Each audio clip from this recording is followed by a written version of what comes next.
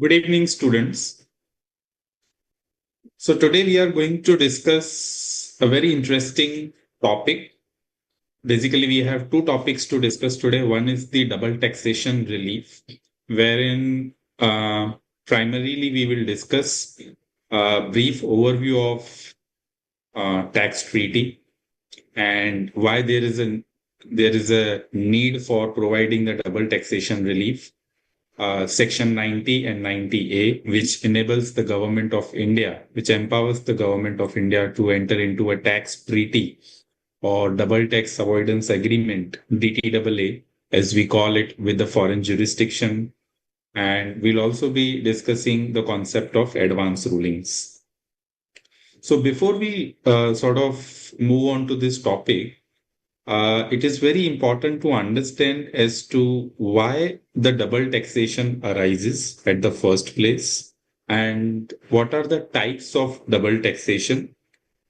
And then once we understand the reason why the double taxation arises, we'll be able to appreciate the difficulties the double taxation poses, and then what is the way in which the governments sort of try to address this issue by negotiating the tax treaty or an agreement with the foreign jurisdictions, and the manner in which the relief is to be provided. So let us first talk about the concept of double taxation relief.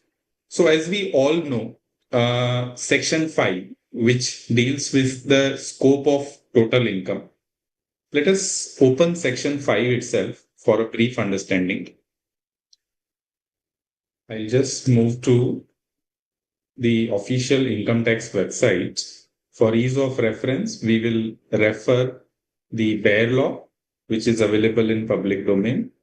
So I'll just type 5, section 5, and we can see the scope of total income. So this is a very basic provision. For any income to be taxed under the Income Tax Act 1961, we need to analyze whether the same is falling within the scope of total income as described in Section 5. Now, we all know that if a person or an entity, if it is resident in India, then usually the worldwide income of that person or entity is taxable in India.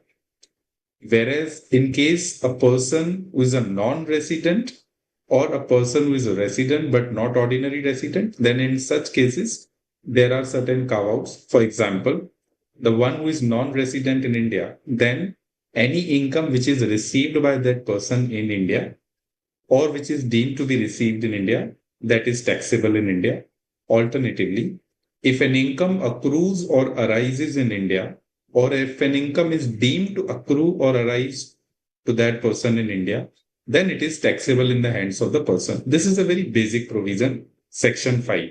If I may highlight the relevant provision, you will appreciate that subsection 2 specifically provides that the total income of any previous year of a person who is a non-resident includes all income from whatever source derived which is received or deemed to be received in India in such year by or on behalf of such person, or income accrues or arises or is deemed to accrue or arise to him in India during the previous year.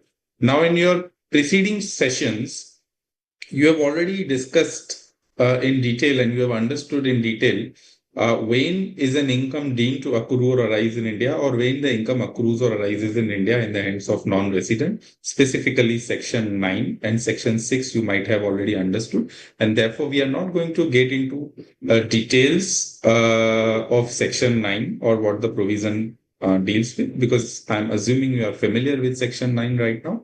So we'll directly try to understand the reason for this provision.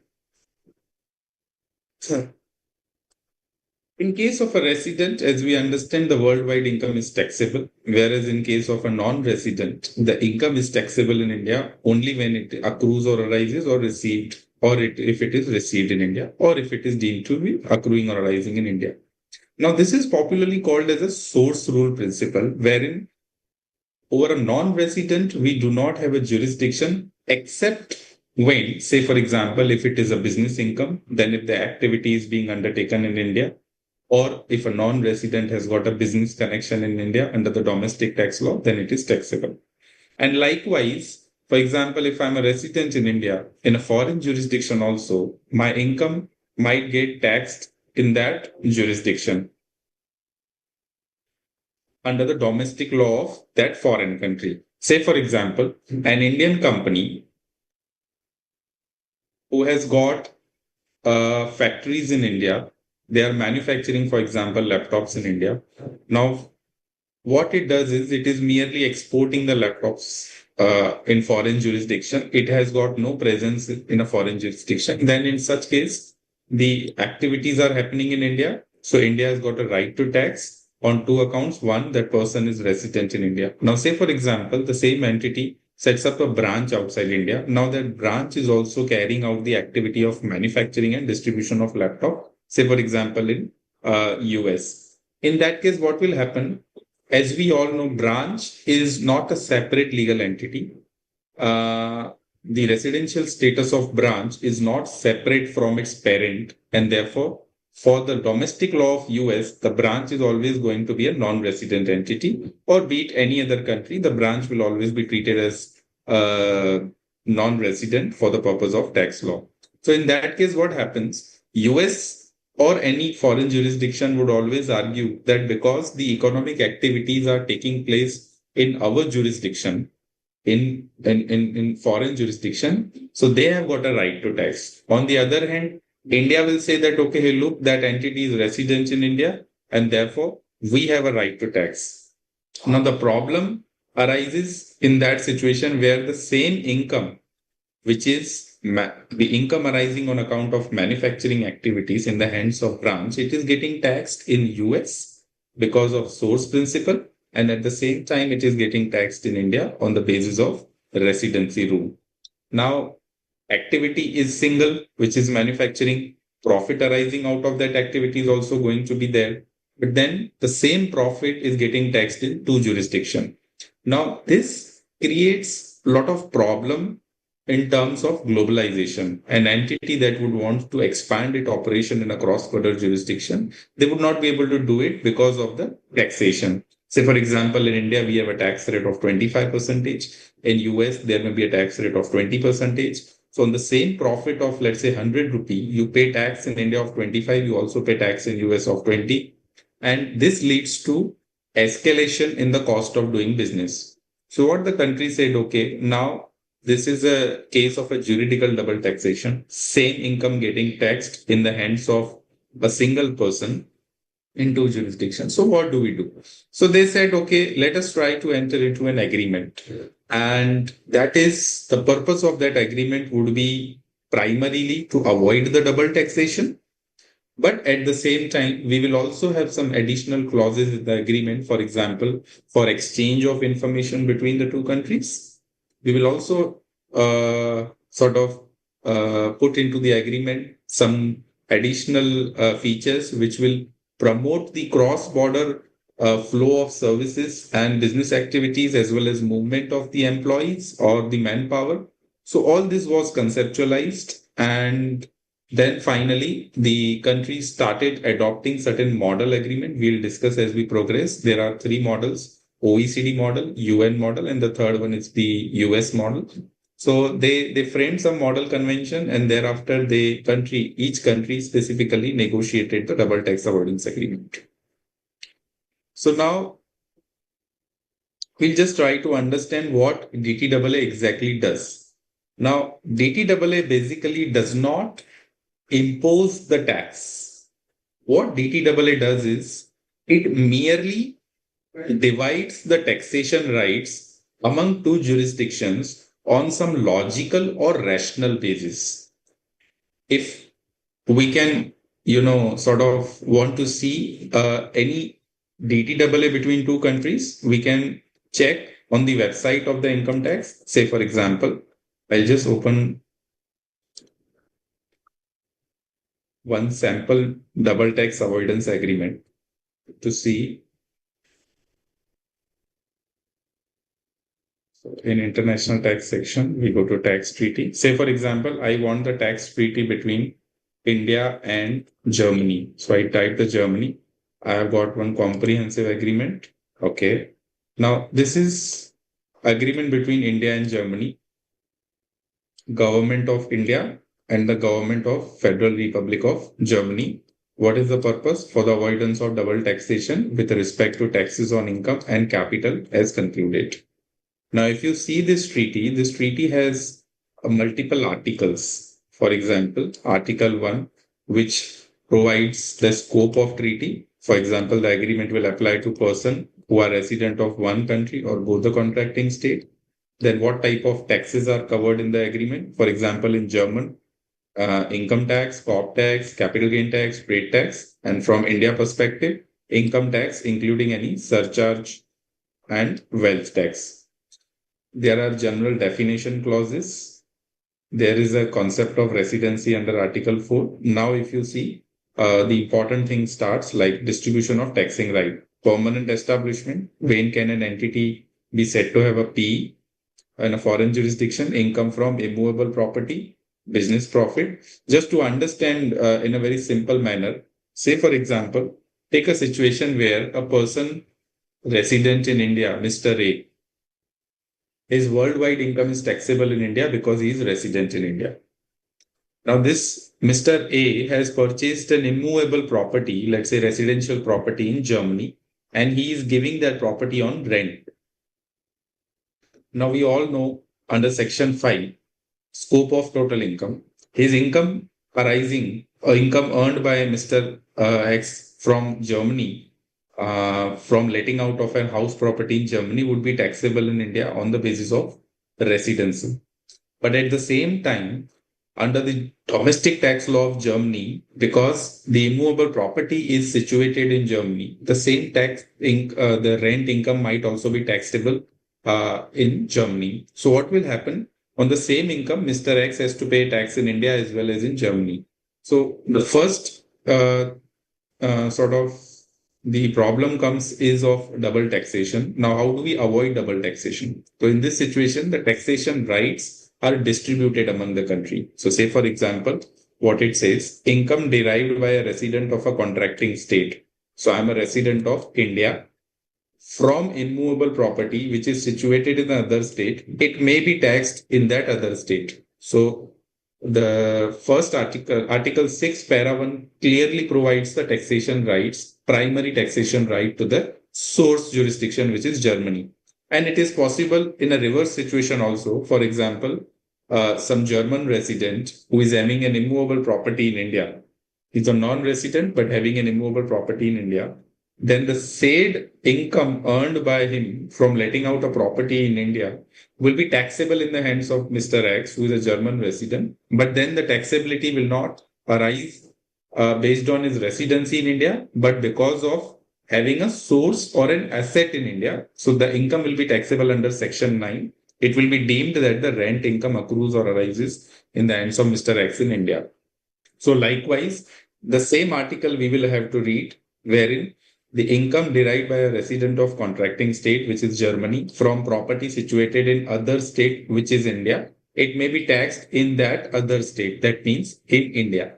So what this DTAA primarily does, it defines and distributes the taxation right between two countries. Now here they have used the word may be taxed, meaning thereby the primary right will be with the source jurisdiction, but it does not preclude the residence jurisdiction from taxing the said income.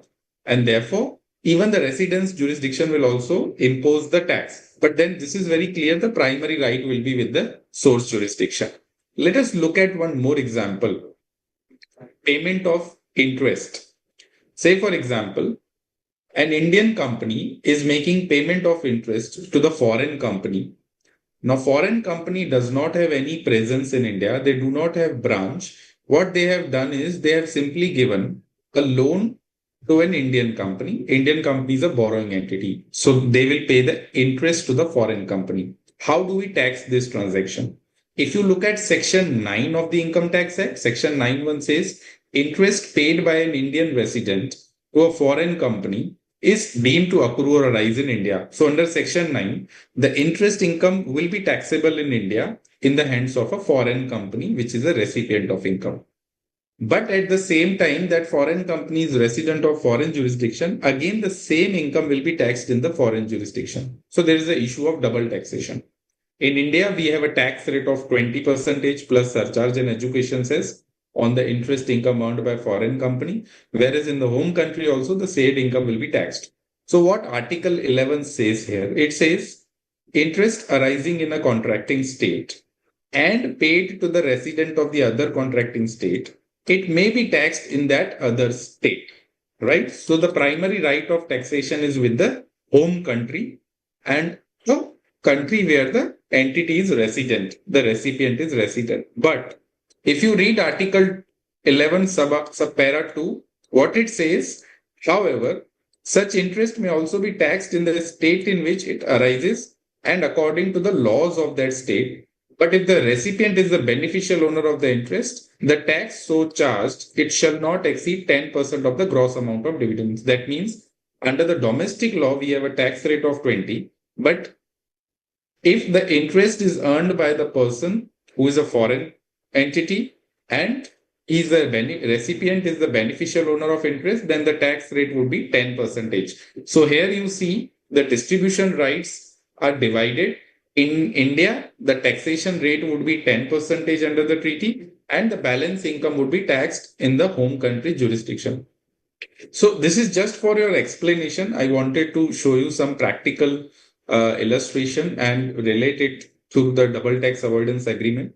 Now we will discuss the concept based on the content which is given in the study material, chapter 22. Now, DTAA lays down the allocation rule. So we have already seen two examples of immovable property and one example of interest income. They provide the allocation rule for the taxation of income by the source country and residence country. There are rules laid down for various categories of income, for example, interest, dividend, royalty, capital gain, business income, and each category is dealt with separate article in the DTAA. Now, we will try to understand what kind of reliefs are provided under the double taxation avoidance agreement. So basically under the domestic law, there are two concepts. One is the bilateral relief, another is the unilateral relief. What is bilateral relief? Under this method, the government of two countries, they will enter into an agreement to provide relief from double taxation by working out the rules on the basis on which relief is to be granted. For example, India has entered into treaty with more than 100 countries, and the list of countries is available on the website of income tax. You can always see, just like we saw right now, we selected Germany. You can just type the name of the country and you will have a copy of the agreement with you. Now, if an income is getting taxed in two jurisdictions, then we can relieve the double taxation based on the DTAA as we discussed. This is called as a bilateral relief. The other method of relief is, okay, so before we get into unilateral method, we'll also see that if you grant a relief, so DTAA has two objectives. One is to ensure the distribution right among the countries, and second is also to provide the tax credit. Say, for example, in the same illustration relating to interest, if a foreign company is earning the interest income in India, foreign company will make payment of tax in India to the extent of 10% under the India-Germany tax treaty. The rate was 10%. So in India, if it is earning an interest of 100 income, 100 rupee, it will pay tax in India of rupees 10. Now in the home country, when it will file the return of income in Germany, the same income will again be taxed in home country. The entire grossed up income, which is 100 rupee, would be a total income for that entity. Let's say, for example, in Germany, the tax rate is 15%. So the government will impose a tax of 15, but then it will grant a tax credit for taxes paid in India. Likewise, even in a reverse situation, if an Indian company has earned an income outside India, if that income is getting taxed outside India, then whatever taxes are paid outside India, Indian company Indian government will grant the credit for the tax paid in the foreign jurisdiction. Now, there are popularly two methods through which the benefit of tax credit can be given. One is the exemption method, another is the tax credit method. So, how these methods work? Say, for example, if a particular income is taxed in one country, then the other country will completely grant the exemption. For example, in the same illustration where we saw, if an interest income is getting taxed in one jurisdiction, then the home country will grant a complete exemption. They will simply write in the agreement that we are not going to sort of tax this transaction. Or alternatively, there is a tax credit method wherein what will be agreed between two countries is if the income is taxed in one country, then the other country will grant the credit for taxes paid in the other jurisdiction. So if the income is taxable in both the countries in accordance with the domestic law, read with DTAA, then the country of residence of the taxpayer will allow the credit for the taxes paid in the source jurisdiction. Because usually it is seen that in the source jurisdiction, the taxation rights which are exercised by the source country, they are limited taxation right. There is always a concessional rate at which the source country will impose the tax. So two method, exemption method and tax credit method. We will see some illustration as we proceed with the content. Now, in India's DTAA that it has signed, it largely follows the credit method, wherein whatever taxes the have been paid under the source country, India grants the credit for the taxes paid. Unilateral relief. Now, what does this say? Say, for example, if India has not entered into a tax treaty with a particular country, in that case, how do we claim the tax credit? Double taxation is going to be there because in the foreign jurisdiction, you are going to have a taxation under the domestic law of that country. And the other side in India also, because you are resident in India, you are going to suffer a tax.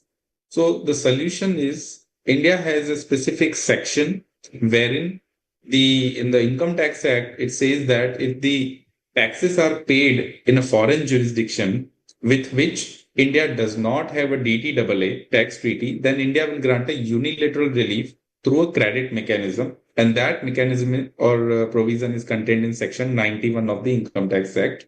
Now, this is applicable only in a situation where India has not entered into a tax treaty. And the way in which you need to compute the tax credit and the forms and compliances which you need to undertake, that is given under Rule 128 of the Income Tax Rules 1962. So far, are we clear? Any query from a conceptual point of view or an understanding you would want me to repeat?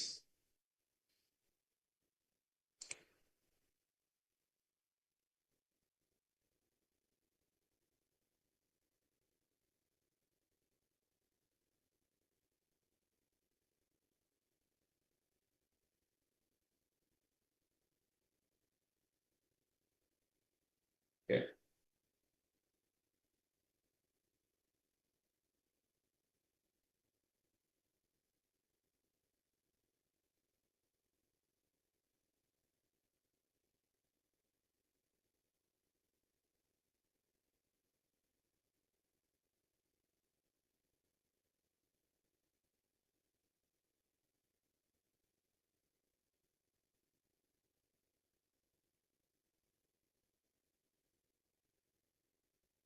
Let us see what are the relevant provisions contained under the Income Tax Act dealing with the double taxation relief. So primarily there are three sections, Section 90, 98 and Section 91.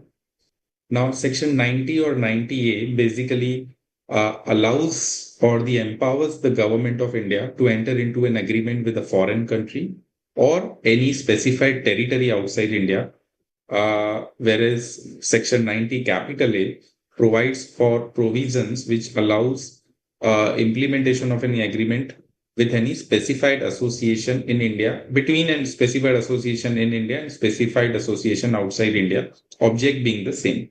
Now, what are the object of the DTAA? So as we discussed, the primary objective of the DTAA is to grant the relief for the income which has suffered taxation in both the jurisdiction in India as well as in the country or territory outside India.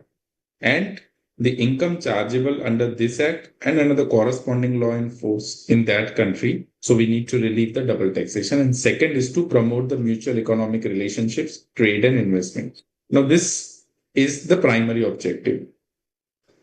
Then point B, for the avoidance of double taxation of income under this act. This act means under the Income Tax Act and under the corresponding law in force in that country or specified territory. Now, this is very important. Without creating the opportunities for non-taxation or reduced taxation through tax evasion or avoidance, including treaty shopping arrangement, which are aimed at obtaining relief provided in the said agreement for the indirect benefit to resident of any other country or territory outside India. Now, why this? So far, last 30 minutes, we have understood that the purpose of treaty is to avoid the double taxation and to provide the credit for the taxes paid in the source jurisdiction. So why they are using the language without creating the opportunities for non-taxation or reduced taxation?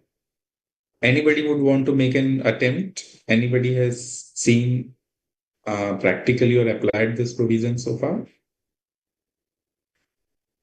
Just raise your hand and we can unmute you.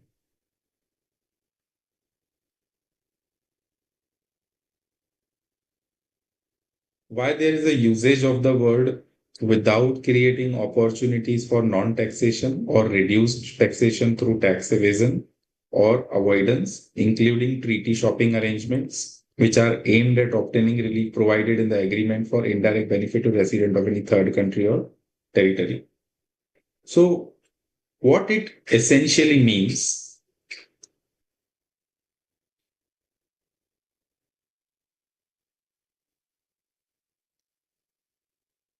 so as we all know, the purpose of treaty is to avoid the double taxation. But at the same time, they are saying that the objective of the treaty entered into by government under section 90 or 90A will also include avoidance of double taxation, but without creating the opportunities for non-taxation or reduced taxation. Take a classic example. What was happening? Take an example of an India-Singapore DTAA. If a company which is resident of Singapore is making an investment in the, let's say, securities of an Indian company, and then if the shares of an Indian company are sold, then the capital gain arises. We all know on sale of shares, it is a transfer of capital asset. So capital gain arises in the hands of a foreign company. Now, what happens if you read India-Singapore DTAA? Earlier, the provision in the DTAA said that in respect of sale of shares of an Indian company, the taxation right is exclusively with the Singapore company, with the Singapore shareholder, Singapore, and not with the Indian government. So what happened? Under Section 9, though the income is deemed to accrue or arise in India because capital asset is situated in India, but because of treaty with Singapore, the taxation rights were given to Singapore only.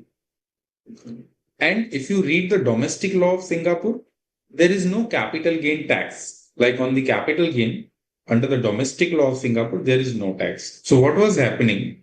For all the transactions which were undertaken by a person resident in Singapore in relation to the transfer of a capital asset or particularly the shares of securities, if the capital gain arises, it was not taxable in India. At the same time, it was not taxable in Singapore. So what was happening? Everybody was trying to take the benefit of this loophole in the treaty between India and Singapore, and all investment which were coming to India. Say, for example, if anybody wanted from US wanted to make an investment in India, what they were doing, they were not investing directly in an Indian company. They were routing the transaction through the Singapore entity. And they were setting it up a subsidiary in Singapore, and then in turn they were investing in India. So meaning thereby they were avoiding the tax, capital gain tax in India as well as in Singapore. So the government said, okay, no, we can't permit this treaty shopping.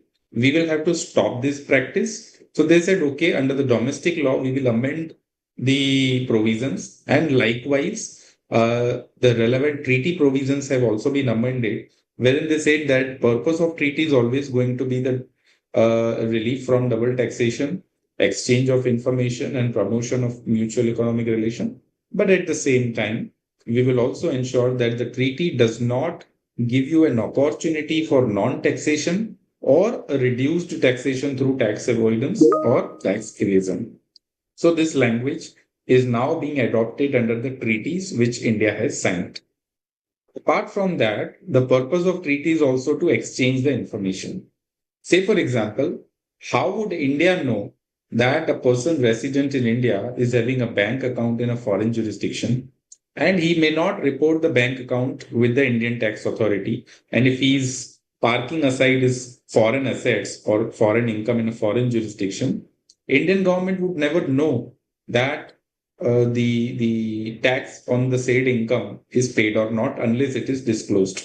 So they said, okay, in a treaty we will also have a clause relating to exchange of information, wherein both the countries will be free to share and exchange the information relating to its own residents or relating to the residents of the other country with each other, so that there is no tax evasion or tax avoidance happening under either of the country. In addition to that, there is an object of recovery of income tax. So the purpose of the treaty is also to allow the government to undertake or enforce the recovery mechanism. If a person is not resident in India, for example, he is liable to tax in India in relation to the Indian sourced income. But because he is non-resident, he is not physically present in India, how do we recover the tax? Under the domestic law of India, we do not have an administrative machinery, or even under the Constitution of India also, we have a restriction. We can't enforce our laws on a foreign citizen. And likewise, the other country may not impose its own taxes under the for the Indian citizen. So what it says, in case of a situation of a tax evasion or a tax avoidance, or in cases of recovery matters, the treaty will contain a clause which will allow the jurisdiction to undertake the recovery procedure in relation to a person resident in the other contracting state. Now, this is very interesting. What it says in relation, okay, when the government has entered into a treaty, then in relation to the assessee to whom such agreement applies, the provisions of the Act will apply to the extent they are more beneficial to the assessee. What it means that if a domestic tax law provides that the interest or dividend income in the hands of non-resident will be taxed at the rate of 20% in source country. At the same time, if the country of at the same time, if we read the treaty between the two countries and the rate of tax at which the source country can impose the tax is, say, for example, 10%. We already saw for interest it is 10% between India and Germany. In that case, which rate would apply? Now, if an assessee who is a non-resident, he wants to take the benefit of treaty, then the rate would be 10. If he wants to follow the domestic law, then the rate is 20. So they are saying that we leave it to the taxpayer, the assessee. The provisions of treaty or the provisions contained under the domestic law, whichever is more beneficial, that will be applicable. Now, having said that, it is not a blanket rule that in every transaction where the treaty is available, the transaction will be governed by the treaty. No. For taking the benefit of treaty, you need to have certain documents. You have to produce or do certain filings with the government. Only and only in such a situation you can take the benefit of treaty. Now, this is popularly called as a concept where the treaty will override the domestic law. So it is treated as a treaty override. And wherever there is a conflict, the benefit will be granted to the assessee based on the provisions which are more favorable to the assessee. If treaty is favorable, we will impose treaty on the transaction. If domestic law is favorable, assessee can follow the domestic law. Say, for example, under the treaty, taxation right is with the source country and the tax rate provided is 10. But let's hypothetically assume on the dividend transaction, if the tax rate under the domestic law is 10%, sorry, 5%, then again, assessee will have an option to follow the domestic law and not necessarily the rate provided under the treaty. So whichever is beneficial to the assessee. But then there is one exception to this rule. If the tax officer invokes GAR, General Anti-Avoidance Rule provided under Chapter 10A, if the transaction is such, which is an impermissible transaction, and it results into abuse of provisions of law, it results into tax evasion. GAR chapter, I think I'm not sure whether you have already been taught, but you'll appreciate this provision in detail. The beauty of this chapter, once you go through those provisions. So if the transaction is such, which take the example of in India, Singapore, which we just discussed. If somebody wants to make an investment in India and if he comes through a Singapore route and he is in a way misusing the provisions, he doesn't have any kind of substance in Singapore or say Mauritius, which are tax haven from a capital gain tax point of view. In that case, the government has implemented or enacted a law which is popularly called as a General Anti-Avoidance Rule contained in Chapter 10A of the Income Tax Act. Now that GAR chapter is exception to the rule which we just discussed. What did we say? We said that the treaty or the domestic law, whatever is more beneficial to the assessee can opt for it. But there is one exception. The exception is if the government invokes GAR in relation to the particular transaction or an assessee, then even if the treaty provisions are beneficial to the assessee, the benefits of the treaty will be denied to the assessee and the tax treatment of a transaction will be governed by the domestic law read with the GAR provision. What does point 4 says? The charge of tax. So this is basically an explanation to section 90. What it says, the charge of tax in respect of a foreign company or a company incorporated in the specified territory outside India at a rate higher than the rate at which the domestic company is chargeable, it shall not be regarded as less favorable charge or levy of tax in respect of such company. Just read it once again. And anybody wants to give a brief understanding about this provision can participate.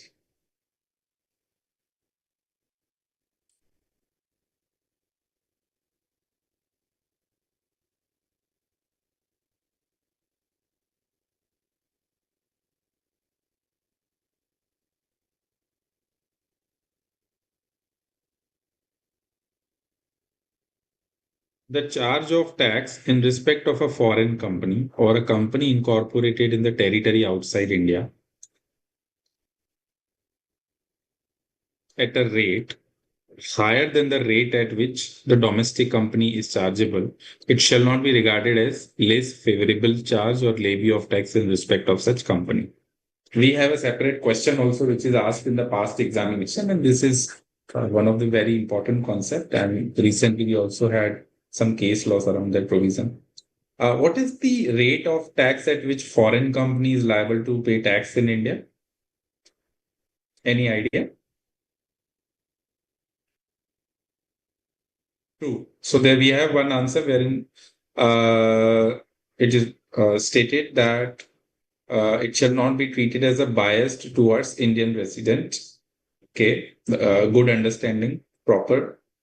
By the way, what is the tax rate at which a foreign company is liable to pay tax in India?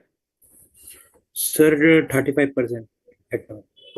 Perfect. So previously it was 40% plus surcharge and cess.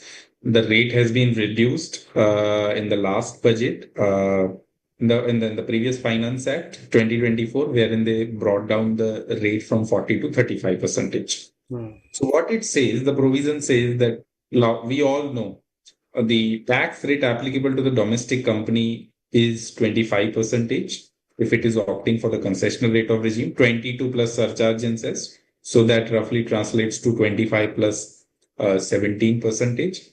And in case of a domestic manufacturing company, a new manufacturing company, the rate is 15 plus surcharge and cess. So that translates to 17%. And then previously we had 30% tax rate, which again, was brought down to 29. And then still that section is there if you don't apply for the opt for the concessional tax regime based on the turnover criteria.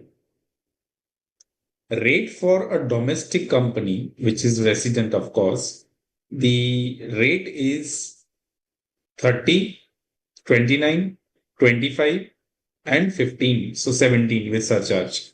Whereas in case you are a foreign company, if you are doing the same set of activity, the rate provided is 35%. So this is a case of a discrimination. Under the tax treaty signed by India with the foreign jurisdiction, there is a clause relating to non-discrimination, wherein we give an undertaking that the foreign taxpayer will not be discriminated merely on the basis of a nationality or merely because he's a non-resident in India. So that varies, the language varies from treaty to treaty. So therefore, the Indian government has clarified by way of an explanation itself that merely because the rate provided for a foreign company is higher than the rate provided for a company which is resident in India, that shall not be treated as a less favorable charge or a levy of tax in respect of such company. So meaning thereby, if a foreign company intends to take the benefit of a non-discrimination article, it cannot do so because the government of India has explicitly inserted an explanation to Section 90, where they have said that the charge of tax in respect of a foreign company at a rate which is higher, it shall not be treated as a discrimination or a less favorable charge or tax in respect of such company. Now let us now come to a very important aspect.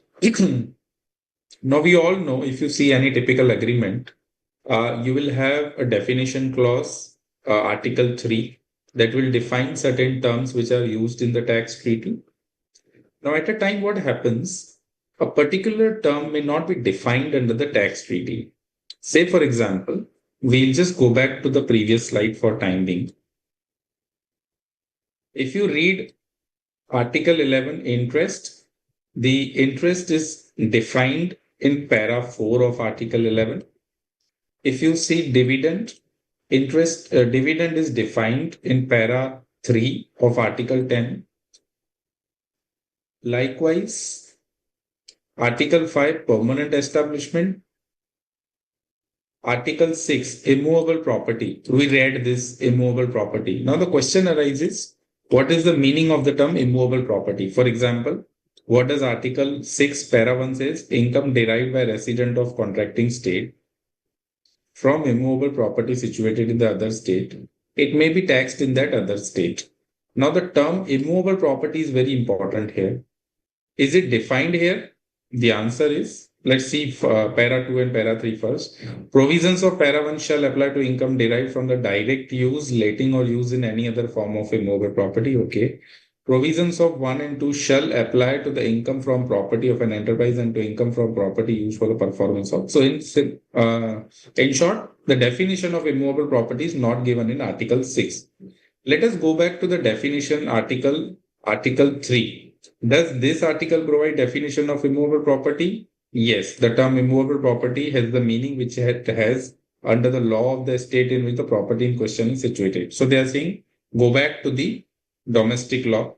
The term shall in any case include property accessory to immovable property, livestock, equipment used in the agriculture, forestry rights to which so and so, blah, blah, blah. So if something is not defined specifically in a particular article, there we go back to Article 3, general definition. There we have to see whether the term has been defined or not.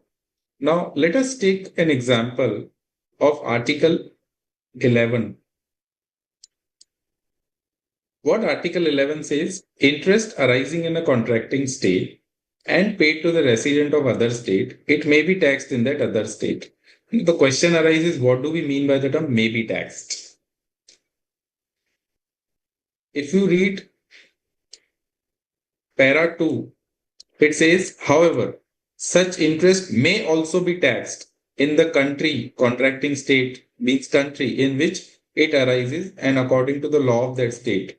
But if the recipient is the beneficial owner of the interest, now the question arises, what is the meaning of the term beneficial owner? So if you see Article 11, the term beneficial owner is used, the term may be taxed is used, but it is not defined anywhere. Article 4 defines interest. Article 5 provides certain exclusions. Likewise, Article 6 and 7, that also doesn't define. Let us go to Article 3 general definition. Let's see if it in beneficial owner term is defined anywhere here.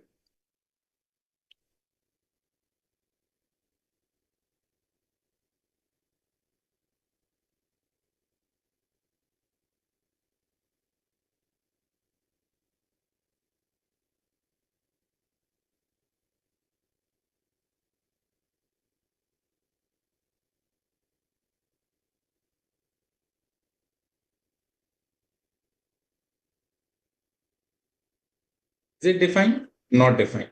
So what shall we do if anything is not defined in the treaty? Any answers? Sir जिनके base पे ये बने हैं यानी कि UN model या फिर OECD model उसमें डिफाइन होनी चाहिए फिर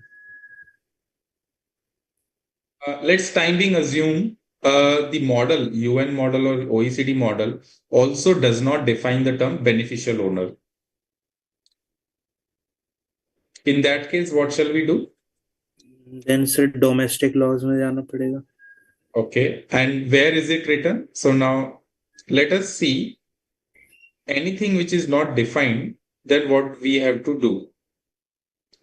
So if you read Article 3, Para 2, it says, as regards the application of this agreement by a contracting state, any term which is not defined therein shall, unless the context otherwise requires, it will have the meaning which it has under the law of that state concerning the taxes to which this agreement applies. So they're saying if anything is not defined here, you go to the domestic law of that country.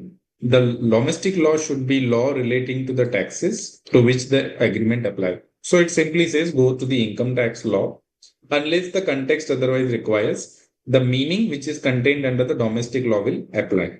So now let us come to this para and then again try to understand what it says. Any term which is used in the agreement. Now, which term was used in the agreement? May be taxed and a beneficial owner, which is used in the agreement, but it is not defined in the act or in the agreement. So what they are saying, now, do we have a definition of a beneficial owner or a definition of a may be taxed? Let's time being assume we do not have a definition of beneficial owner or may be taxed under the domestic law. Then what it says, if anything is not defined in the agreement, not defined in the act or in the agreement, it will have the same meaning as assigned to it in the notification issued by the central government, unless the context otherwise requires and it is not inconsistent with the provisions of the act or agreement. So what it simply means, first you have to look at, if you are reading a treaty, you see whether under the relevant article the term is defined. Okay, if it is not defined, go to Article 3. Is it defined? Not defined. Then from Article 3.2, you come to the domestic law.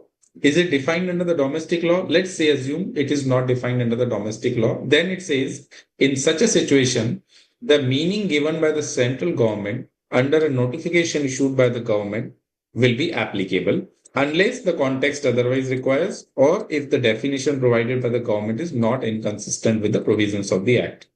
Now, by virtue of this provision, the central government has came out with the notification number 90, 2008 and 91 of 2008 dated 28th August 2008.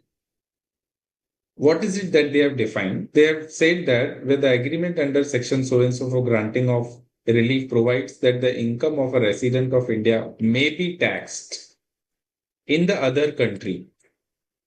So what it says that where an agreement under the 1990A for granting of relief or providing relief from double taxation. So it simply means where a DTAA provides that any income of a resident of India may be taxed in the other country, then such income shall be included in his total income chargeable to tax in India in accordance with the provisions of the Act, and relief shall be granted in accordance with the method for elimination or avoidance of double taxation.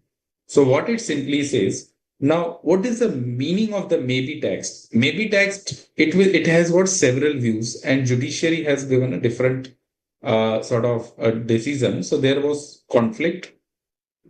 One school of thought says the term may be taxed means it shall be taxed. So may was interpreted as shall. So if an income is taxed in a foreign country, it will not be taxed in India. India will not exercise its taxing right. Maybe shall be read as a shall be. The other view was says no. May be taxed means it has to be taken into its literal sense. Let the other country exercise the taxing right, but it will also be taxed under this home country jurisdiction.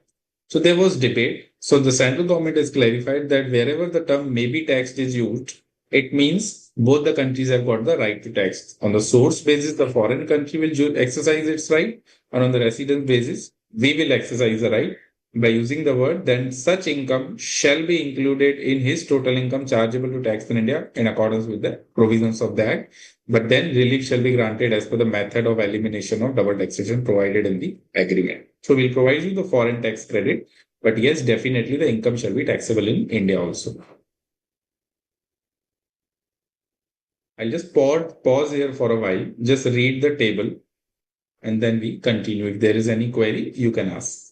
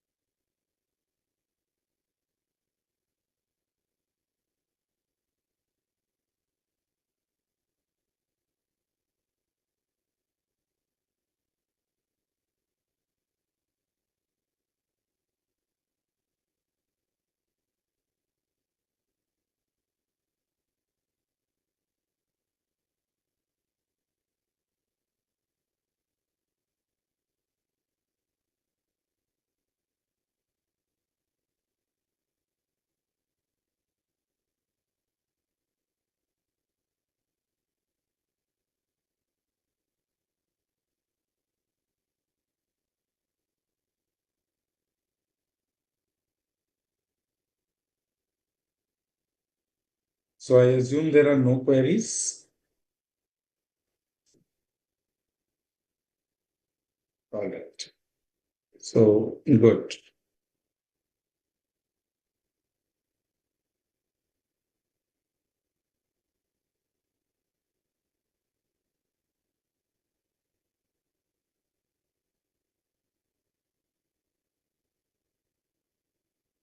Now, what happens many a times, if you read the tax treaty, as we all know, the purpose of treaty is to avoid double taxation that is happening in a source jurisdiction as well as resident jurisdiction and distribute the taxing right. And the agreement is generally entered into between two countries. There are no three countries who enter into an agreement. There are certain examples, like example Nordic Convention, wherein more than two countries have entered into agreement.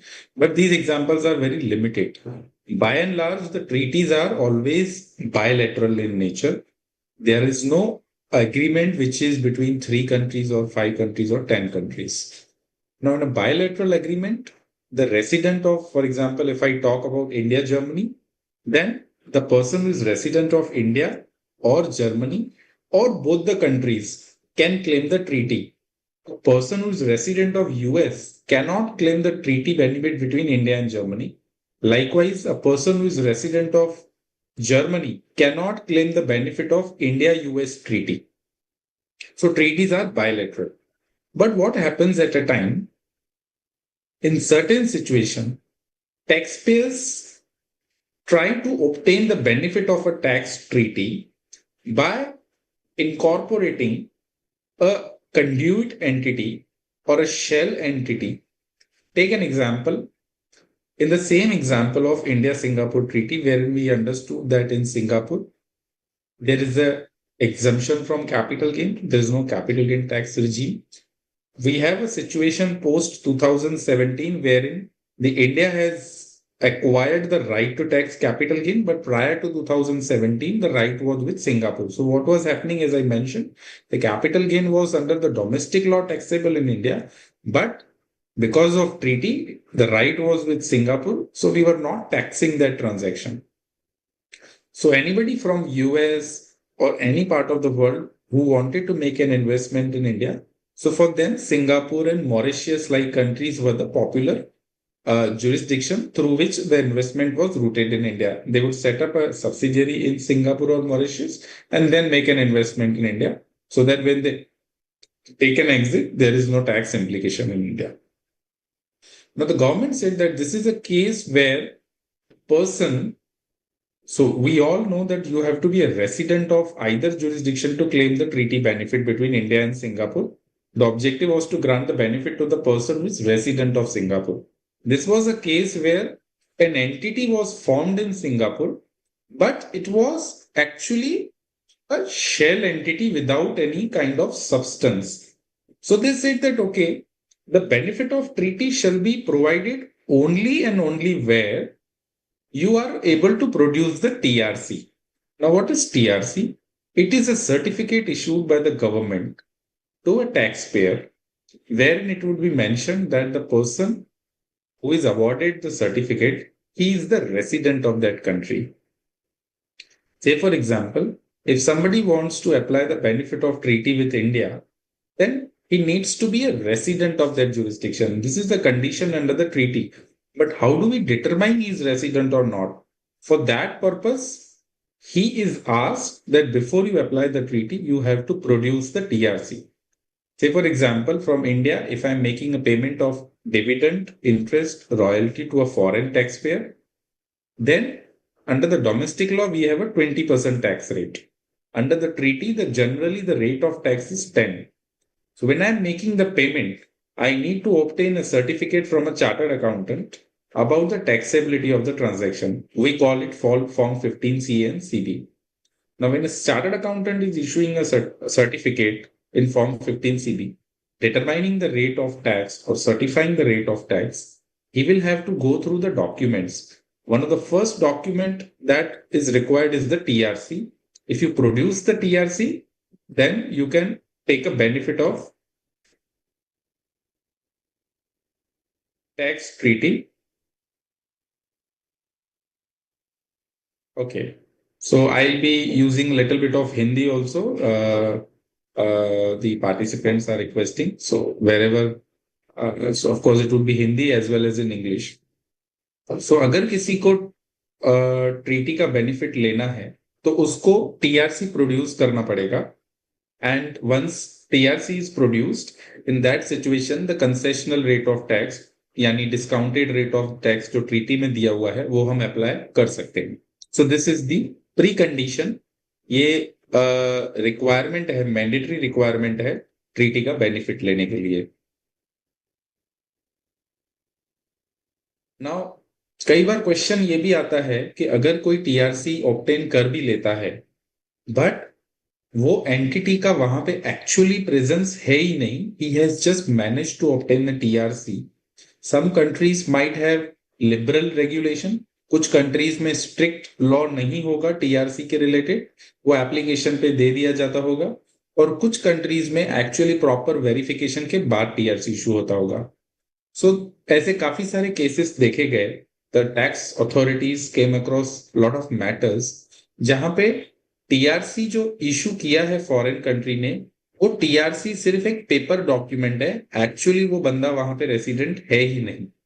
सो उस situation में what they से, government, the tax authorities started challenging the validity of TRC. उन्होंने बोला कि TRC ही non genuine है, because वहां पे entity जो फॉर्म की है उस एंटिटी का कोई सब्सटेंस ही नहीं है, ना ही कोई एक्टिव ऑपरेशन, वो जस्ट उन्होंने ऑब्टेन किया है. तो tax authority said the TRC is benefit of treaty is denied because the TRC is non-genuine. So then dispute was there tax authority और एसएससी के बीच में, और कुछ कोर्ट्स ने ऐसा बोला कि ठीक है, अगर एसएससी ने टीआरसी प्रोड्यूस किया, that would be treated as a sufficient proof of his residency without requirement of asking any further question.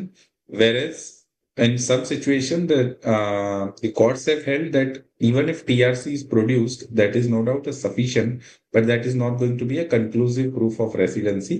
SSC को और भी डॉक्यूमेंट अगर मांगे जाए तो वो देने पड़ेंगे. Now, at some situation, what happens? The TRC will only state that Mr. X is resident of our country. That's it. And in some situation, the tax authority might give a very limited information in the TRC. What the government said, CBDT came out with a notification wherein they said that the SSE, in case where the TRC does not contain the information provided in this point 1 number to point number 5, in that case, he will also have to produce Form 10F. Form 10F is a document prescribed by the CBDT, जिसमें आप देखेंगे ये questions mention किए होंगे. Status of the assessee, उसका nationality, वो कौन सी country से है, उसका होम कंट्री में टैक्स आइडेंटिफिकेशन नंबर क्या है, और यूनिक नंबर अगर टैक्स आइडेंटिफिकेशन नहीं है तो. जो टीआरसी लिया गया है वो किस पीरियड के लिए है, period for which the residential status as mentioned in the certificate is applicable, वो उसी पीरियड का होना चाहिए जिस पीरियड में ट्रांजैक्शन कंक्लूड हुआ है, और एसएससी का address, complete address in his home country. However, assessee may not be required to provide the information if the information is already contained in the TRC. जैसे कि टीआरसी में अगर period already prescribe किया हुआ है तो form 10F में वो देने की जरूरत नहीं है. So there is an interesting circular by CBDT काफी पुराना 1982 का, जहां पे क्लैरिफिकेशन दिया गया है कि DTAA will prevail the general provisions of law. अब ये चीज तो लॉ में ही है, स्पेसिफिकली सेक्शन ही बोलता है कि ट्रीटी विल ओवरराइड, यानी कि SSC can take the benefit of treaty और law whichever is more beneficial. Where there is no specific provision in the treaty, then the act will apply. हाँ, लेकिन अगर कोई ट्रांजैक्शन ट्रीटी में for example treaty address ही नहीं कर रहा है, then you have to refer to the domestic law. This is what the circular says. Now circular is binding only on the tax authority, not necessarily on the SSC. In case of conflict between circular and law, the law will prevail. Model tax convention, I think this will be discussed separately in chapter 27. I'll just briefly touch upon this topic. जो treaty रहता है, it is an agreement between two countries. Now, whenever the countries sign the tax treaty, now that tax treaty has to be based on certain standard model. Now, there are two models available and popular ones, the OECD model and UN model. OECD stands for Organization for Economic Cooperation, and whereas UN stands for United Nations. OECD mostly consists of the developed countries. There are 35 plus member states, whereas UN consists of developing, developed, or underdeveloped countries. So it's a mix of all. India is part of UN, and for OECD, India is having just an observer status. India is not a member of OECD. Now, OECD and UN both have come out with a model agreement. Now, when a country is negotiating a treaty with the other country, they will keep that model in view. That model is not binding, but yes, it is guiding, and it helps that the agreements centered are consistent across all the countries. So, for consistency purpose, these models are drafted.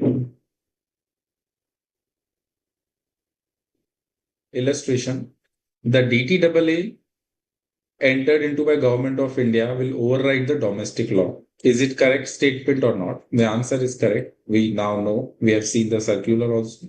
There are judgments also wherein it has been held, and the law is also very clear. Countries with which no agreement exists. Now let us discuss section 91. Jin countries के साथ tax treaty नहीं है, उस case में हमें क्या करना है. For example, I am a resident in India, I am delivering a lecture. For example, I am a teacher. If I earn an income in India, my income is taxable in India. If I go abroad or virtually also I deliver session to any student outside India, तो मेरे को वहां से भी for example student fees earn होती है. Now if the country such with which India does not have a treaty, उस situation में अगर मेरी इनकम यहां भी टैक्स हो रही है और फॉरेन कंट्री में भी टैक्स हो रही है, तो सेम इनकम पे I am paying tax in both the jurisdiction.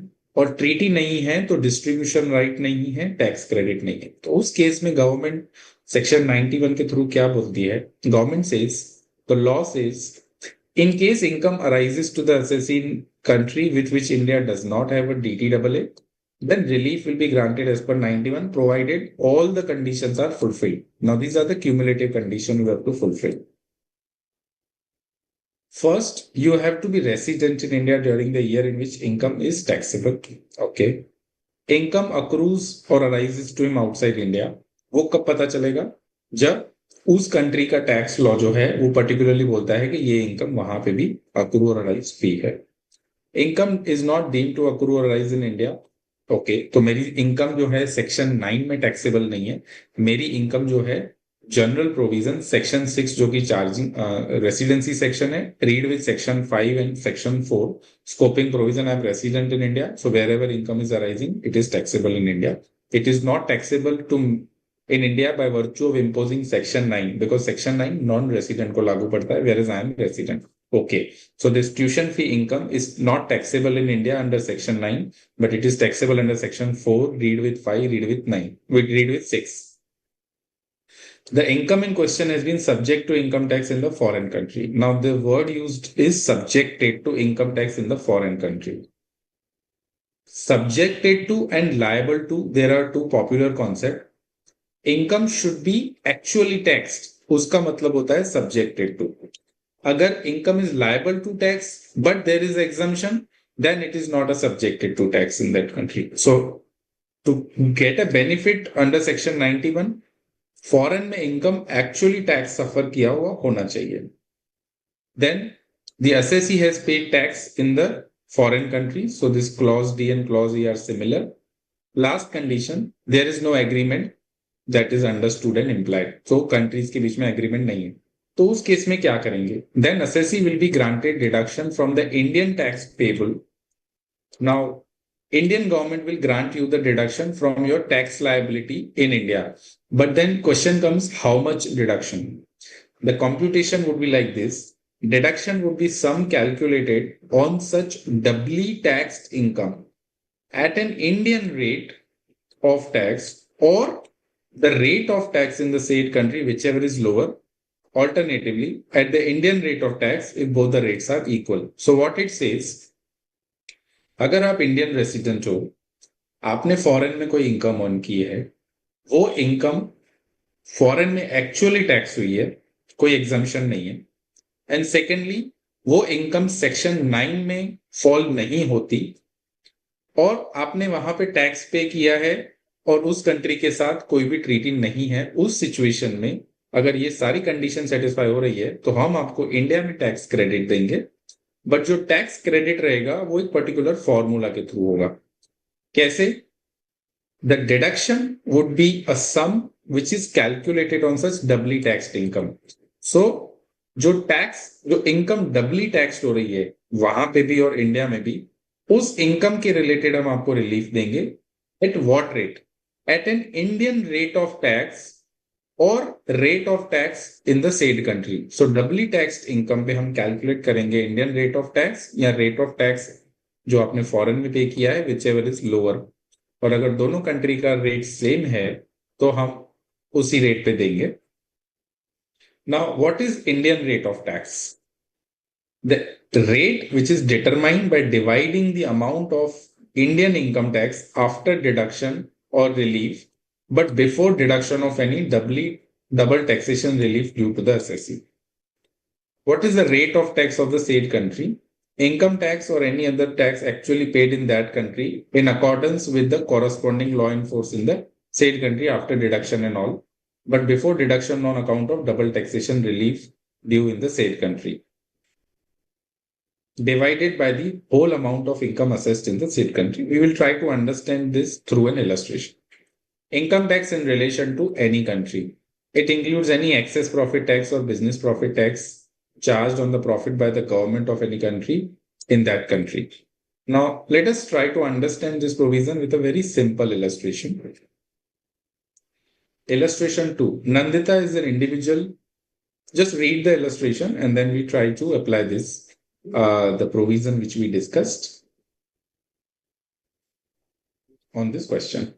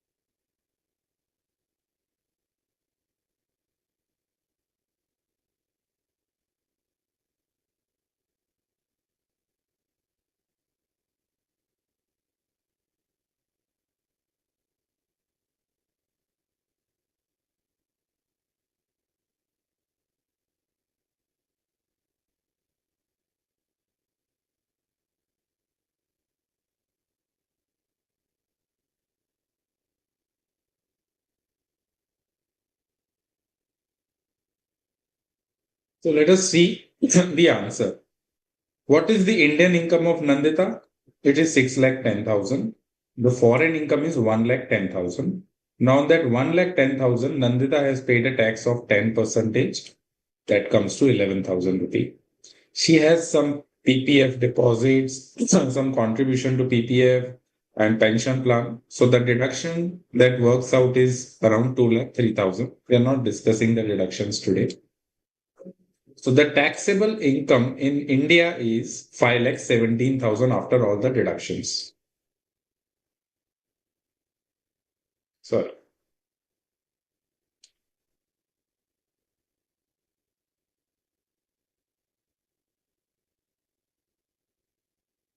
So the taxable income in this case is gross total income 7,20,000.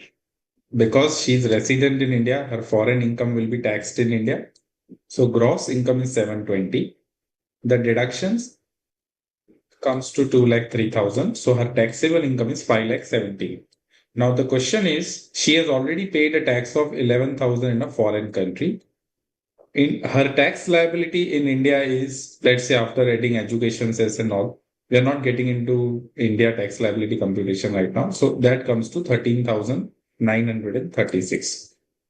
The question is, how do we compute the tax credit for the foreign jurisdiction? Now, though she has paid a tax of 11,000 rupee, the credit will be restricted to the extent of 2,966 rupees. How this is to be computed? If we just go back to the provision, what it says, the deduction would be a sum calculated on such doubly taxed income. How much is the doubly taxed income? It is 1,10,000 at the Indian rate of tax or the rate of tax in the said country, whichever is less. So that doubly taxed income is 1,10,000. The rate of tax in the said country is 10%, or the rate of tax, average rate of tax. How much in India? In India, the tax liability is 13,936. On the total income, we are paying a tax of 2.696%. So whichever is lower, that comes to 2.696%. This we will apply to 1,10,000 rupees, and that comes to 296. Now, though she has paid a tax of 11,000, but still in India, the tax credit which will be allowed would be restricted to the extent of 2,966. Now, this is very logical. See, her income in India is around 6,10,000. After deduction, the income comes to 5,17,000. On the entire income, her average rate of tax, if we compute, it is around 2.69%. Whereas she has already paid a tax of 10%. Now the Indian government will say that we are not fools. Your average rate of tax in India is 3%. We are not bound to give you the credit if you pay the tax which is extremely higher than the rate of tax in India, so we will restrict the tax credit only to the extent of average tax rate in India. So you have to compute the average tax liability in India. And when you compute the average tax rate, you have to consider your Indian income as well as the foreign income. All the deductions on the net income compute your average tax rate. That comes to 2.696%. And the average rate of tax in a foreign country, that comes to 10%. Whichever is lower, that we will apply on the doubly taxed income, which is 1,10,000. And this comes to 2,966. So in India, you are liable to pay only 10,970 rupees. Is it clear? Just now try to see the language. What is Indian rate of tax? The rate determined by dividing the amount of Indian income tax after deduction, but before deduction of any double taxation relief due to the assessee. So that comes to 2.69%. Rate of tax of the said country is 11 plus 10%. And what we have to compute, the deduction, which would be a sum calculated on such doubly taxed income at an Indian rate of tax or the rate of tax in the said country, whichever is lower. There are other illustrations also given. If the time permits, we will see some other illustrations as well. Foreign tax credit rules. So rule 128, which is given as a part of annexure, I understand. It is a rule which contains the procedure as well as the computation mechanism in relation to the foreign tax credit. In which year the foreign tax credit will be claimed? Let us first have a bare reading of this rule. Year of availability of credit for foreign tax credit. Just read these two paras and then we discuss in detail.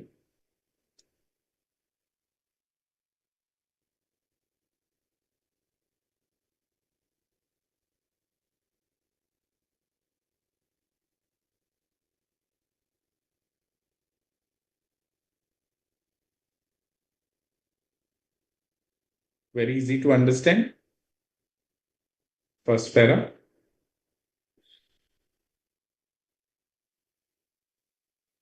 The year in which you offer the income, the credit would be granted in that year and to the proportion of the income which is offered under the Income Tax Act. Let me see if there is any illustration here.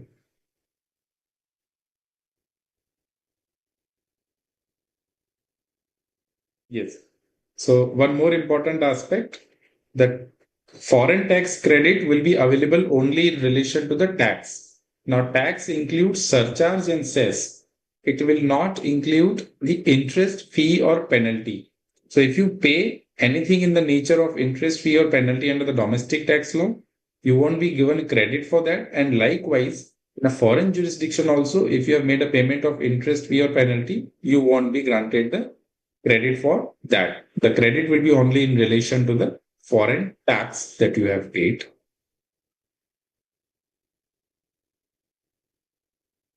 Then, on the manner of computation of FTC, the provision says that the foreign tax would be the aggregate of the amount of credit computed separately for each source of income arising from a particular country, and it should be given effect to in the following manner. So you have to first identify the source and also the country. You can't club all the sources and all the countries. If you have got income tax in different countries, so from each country and that too from a source wise, you have to work out the computation mechanism. And then if you have, for example, tax liability in multiple countries, the credit would be lower of tax payable under the Act on the said income and the foreign tax paid on such income. However, where the foreign tax exceeds the tax payable in accordance with the agreement for relief or double, such excess will be ignored.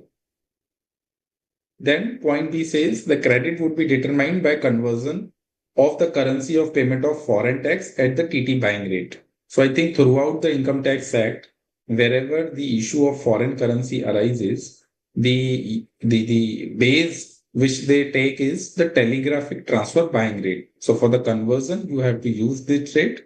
On which day? On the last day of the month, immediately preceding the month in which tax has been paid. So for example, you have earned an income in the month of January from Germany, Then the telegraphic transfer buying rate, which is published by the government of India, you have to apply the last day of the month, that is 31st January, immediately preceding the month in which such tax has been paid. So for January month, you go back to December, and 31st December rate you have to apply for conversion into the uh, Indian currency, and then take the credit of it. We'll just summarize this chapter. DT relief under the Income Tax Act. So there are two: bilateral relief, two concept, and the unilateral relief. Under the bilateral relief, the relief is granted based on the agreement which the Indian government has entered into with the foreign jurisdiction.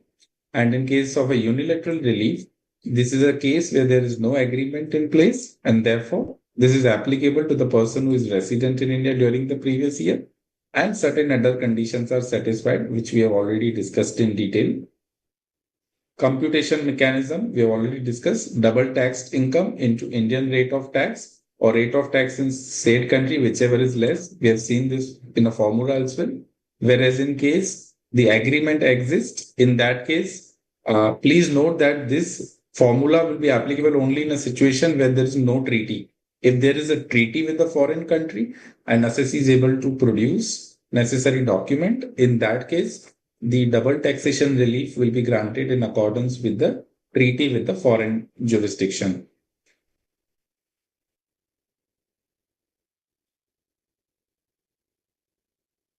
I'll just pause here for a moment, because now we are going to discuss next few minutes on a very important concept of permanent establishment. So if you have any query, please ask.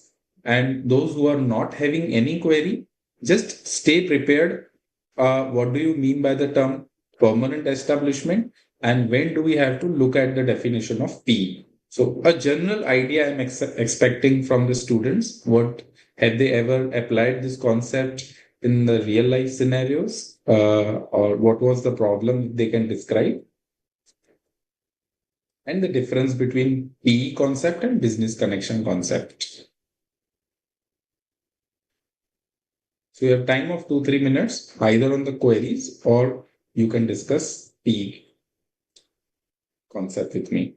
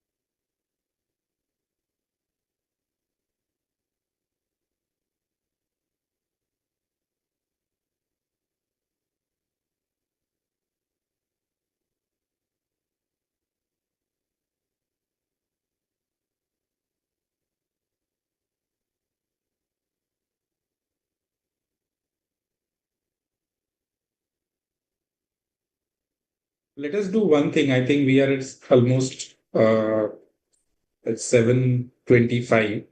Ashokji, shall we take a break of 10 minutes?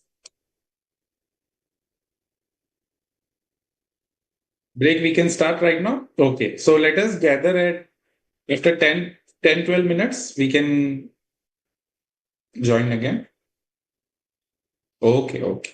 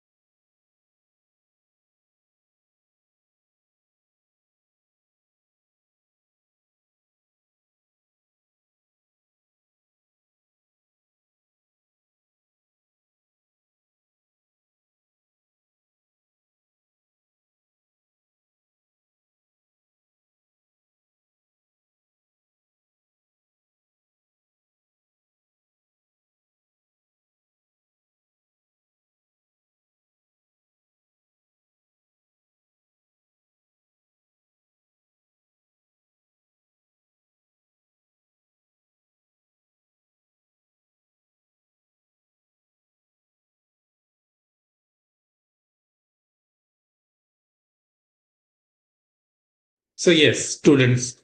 So we were on permanent establishment. Now we all know under section 9, a non-resident's income from business activities shall be deemed to accrue or arise in India if the non-resident is having a having a business connection in India.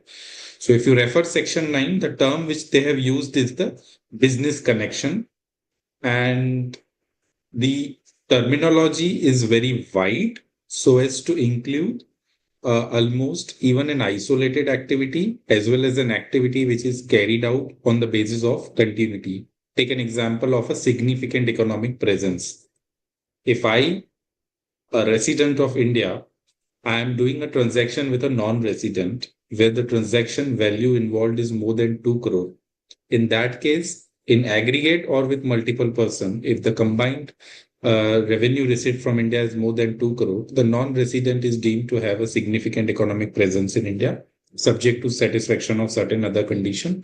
And invariably, he is deemed to have formed a business connection in India. Once the business connection in India is formed, the non-resident's income is deemed to accrue or arise in India, and therefore that would be chargeable to tax under the domestic law.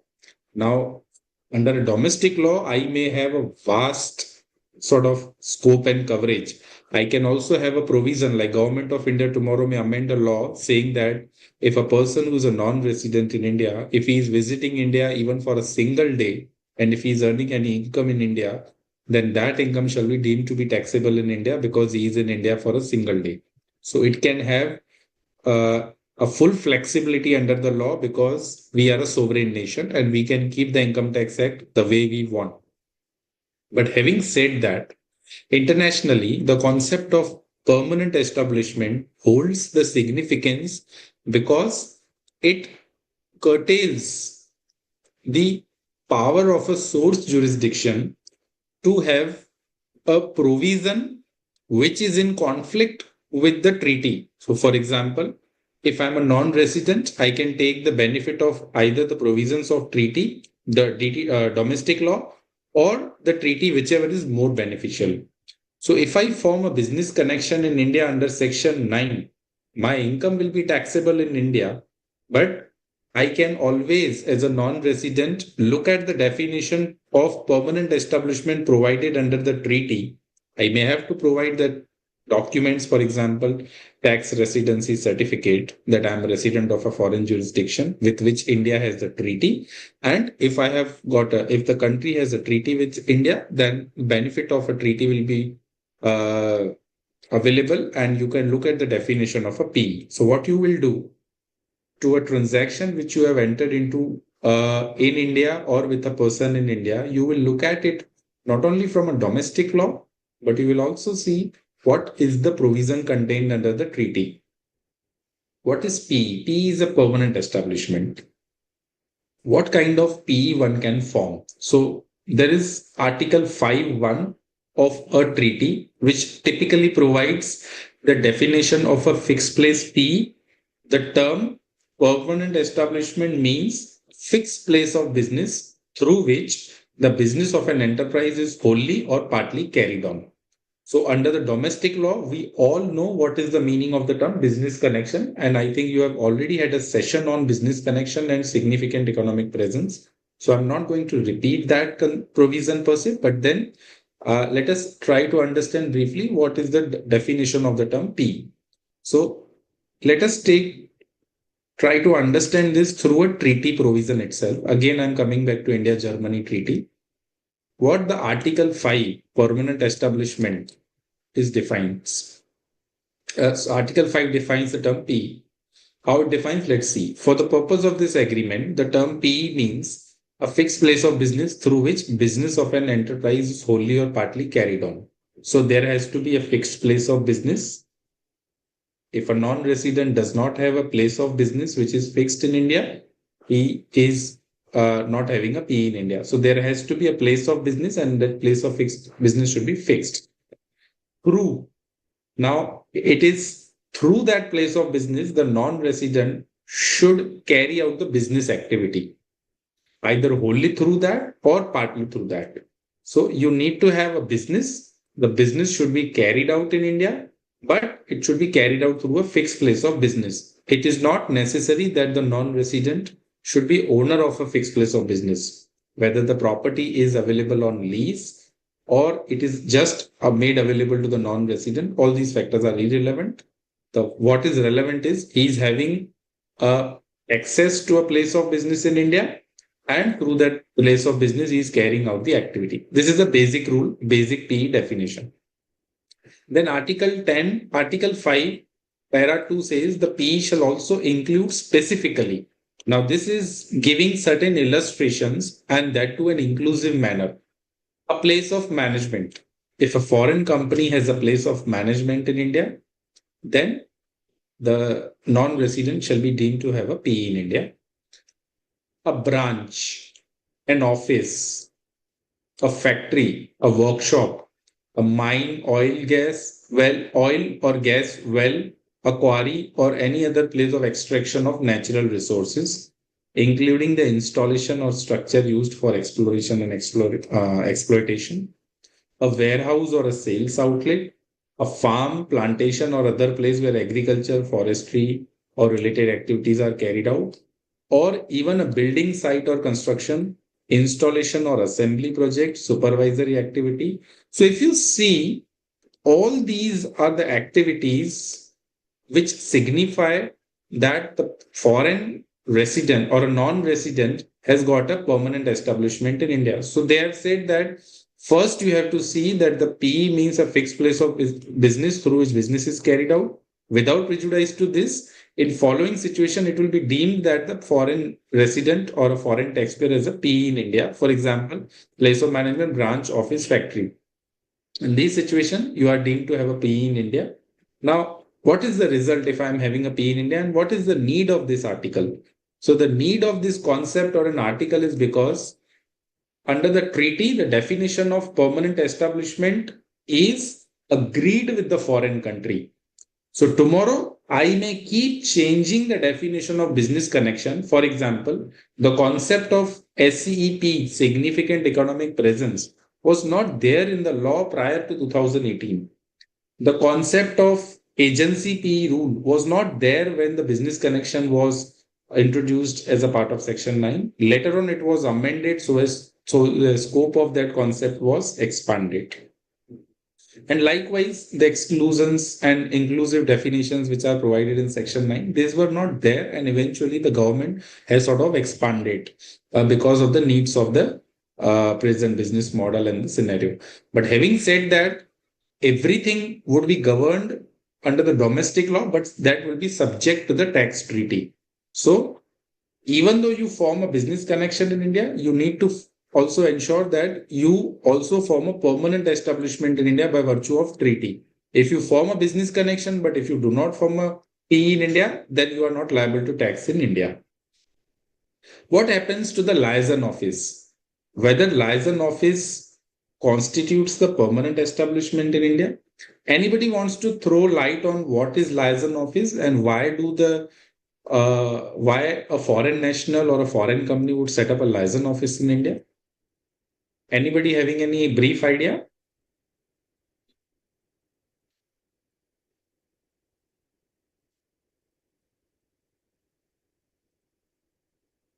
Just an overview. What do you understand by the term liaison office? Or anybody has done any audit of liaison office or any certification in your internship?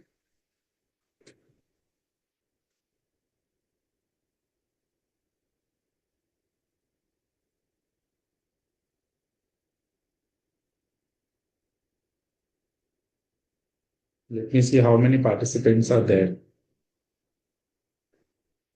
I think a couple of participants have joined through Zoom link, and there are few on YouTube. So anybody wants to, you can write your answer in chat box. That is all okay. What is liaison office? Okay, we have one answer.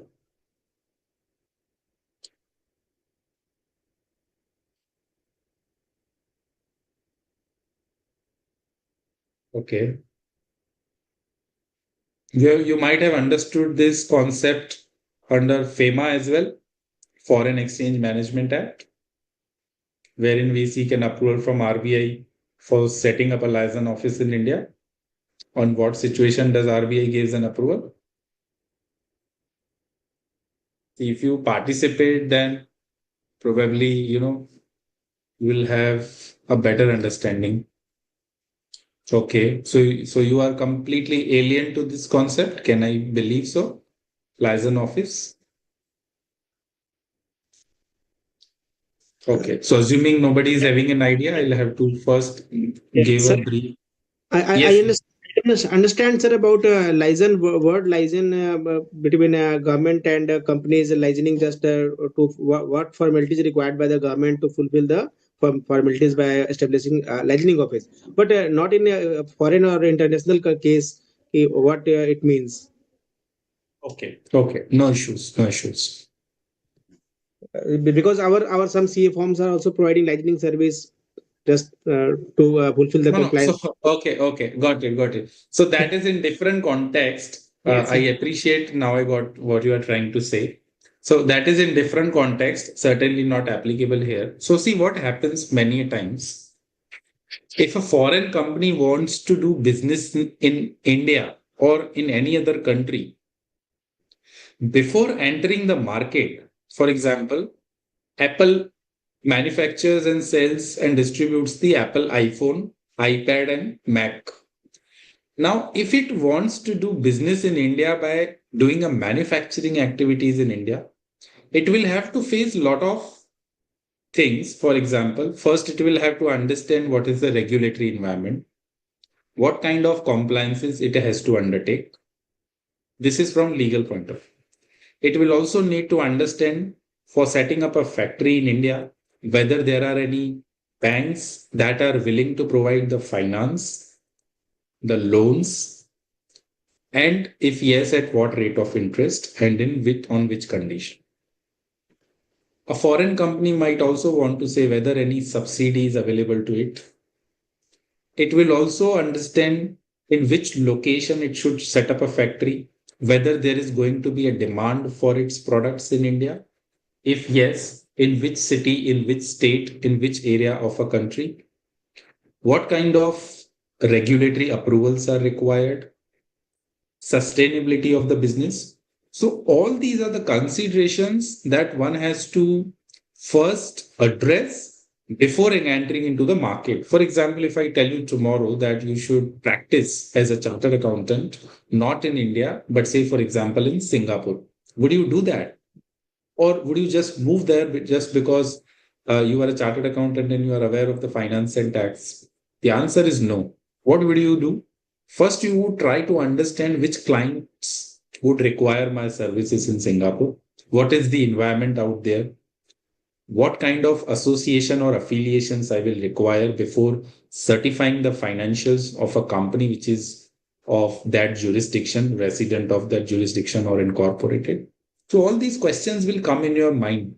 What would you do? You would probably uh, move to that country to understand the business environment in that country or the environment, whether it is conducive to your business growth or not, whether there is a demand of your product or not, before actually rendering the services.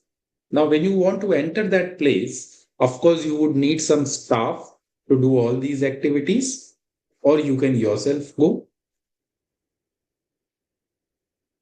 In case you set up a place there, might possible you might fund, for example, you might do some initial funding for that project office and you allow that office to do these activity, do the market research, do the analysis, liaise with the government, liaise with the banks, see the regulatory environment, all these things. You're not generating the profit. What you are doing is you are doing an activity. That activity is definitely related to the business which you intend to do, but certainly you have not started doing it. But yes, nevertheless, this is a business activity overall basis. So the governments in such a cases, particularly in Indian context under the FEMA, the foreign company or a foreign national is supposed to have a liaison office in India which will just undertake the feasibility study and do some initial analysis. And for that liaison office setup, you take an approval of RBI. And you are not allowed to do business, but yes, you are allowed to do limited activity, which does not amount to an active business. Now, question arises, do I have a fixed place of business in this case? Answer is yes. I have a fixed place in India. And that fixed place of business, I have certain employees, I have certain infrastructure, the activities are happening. But in any case, I'm not doing business. Though the activity is related to my business, but it is not business in its pure sense. So in such a situation, question arises, do I form a business connection in India under Section 9? If yes, do I have any relief available under the treaty? Now, this was a case wherein the government filed a petition before the Supreme Court in tax appeal before the Supreme Court in case of Union of India versus UAE Exchange Center. Now, in this case, the Supreme Court held that the Indian liaison office of a foreign company or an enterprise which is engaged in remittance service, it will not constitute a PE. In this case, no permission was given by RBI to assist to engage in primary business activity and establish a business connection. So the court highlighted that they have not sought any permission from RBI to engage in any primary business activity so as to establish a business connection. So one of the factors is if RBI has given you a license to act as a liaison office, that implies you are not permitted to do the business activity. Now, what the liaison office does, the liaison office in this situation, it downloads the information such as names and address of beneficiaries, amount to be remitted by accessing the servers of the assessee in UAE, prints the checks or draft, dispatches to the address through courier, all that. Supreme Court held that even if the activity of LO are regarded as business, they were of preparatory and auxiliary activity. Now, this is a separate thing which needs discussion. One is, if you are a liaison office, you are not permitted to do the business. Otherwise, you are a project office or you have got a branch. You can either be a liaison office or you can be a branch or a project office. If it's a branch or a project office, you are entitled to do the business. If you're a liaison office, you're not supposed to do the business. Having said that, there's a concept of preparatory and auxiliary activities. What is the meaning of this term and why this term is important? Let us see. If you read definition of permanent establishment in Article 5, it says E means a fixed place of business through which business is carried on. P will include place of management, branch, office, factory, workshop. All this is there. But then there is an exclusion.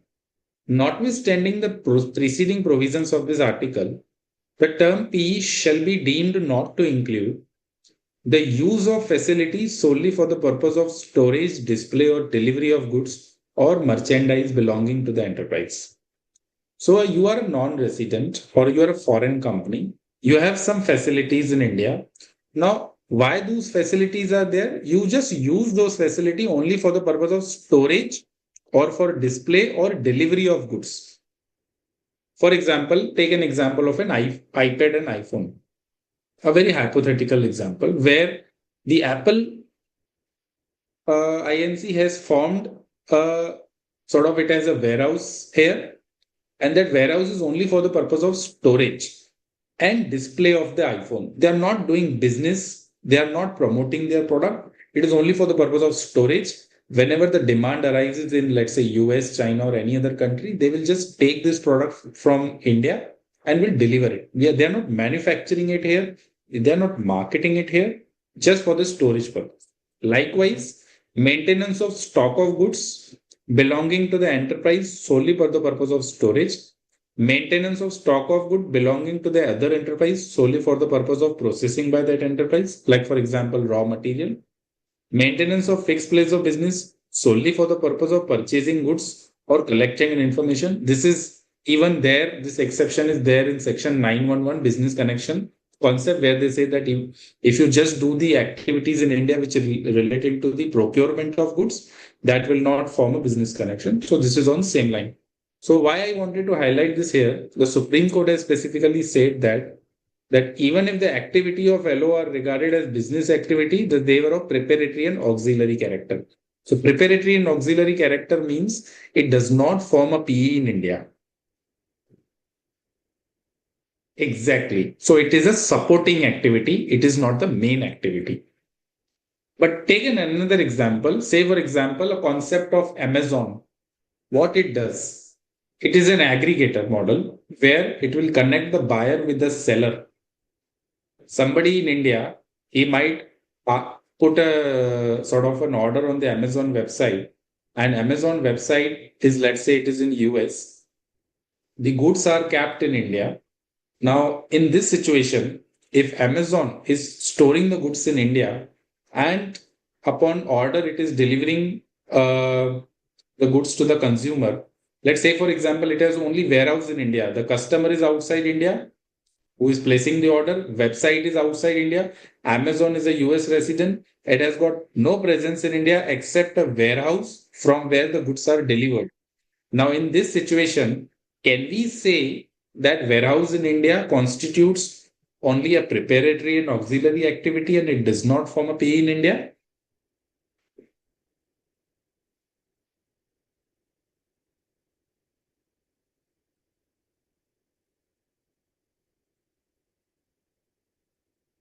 Should I repeat the example?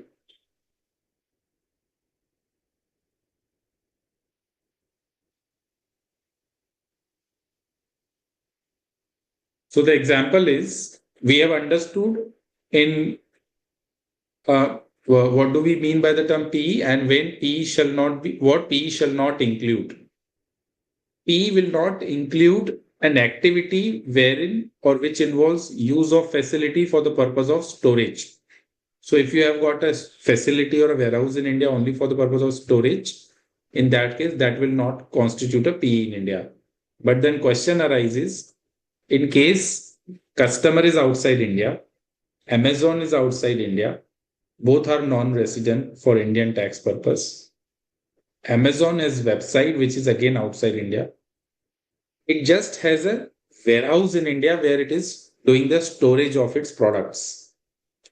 When the customer is ordering the product, the website or the warehouse in India where goods are stored, those goods are delivered directly by Amazon through logistic arrangement with third party to the customer's place. Now, in this situation, can we say that the activity carried out by Amazon in India is a preparatory and auxiliary activity which does not form PE in India? Or is it a main activity, or this warehousing is actually connected with the overall value chain of the Amazon, and therefore it does constitute the business of the Amazon in India?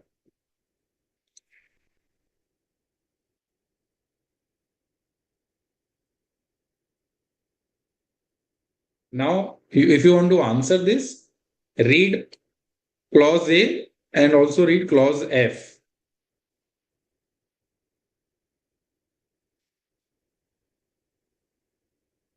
So I've already got an answer, but let us read clause F as well.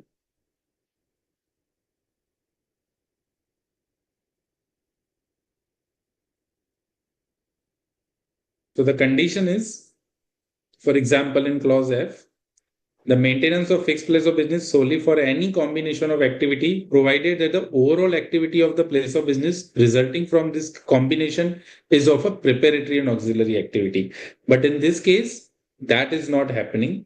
And secondly,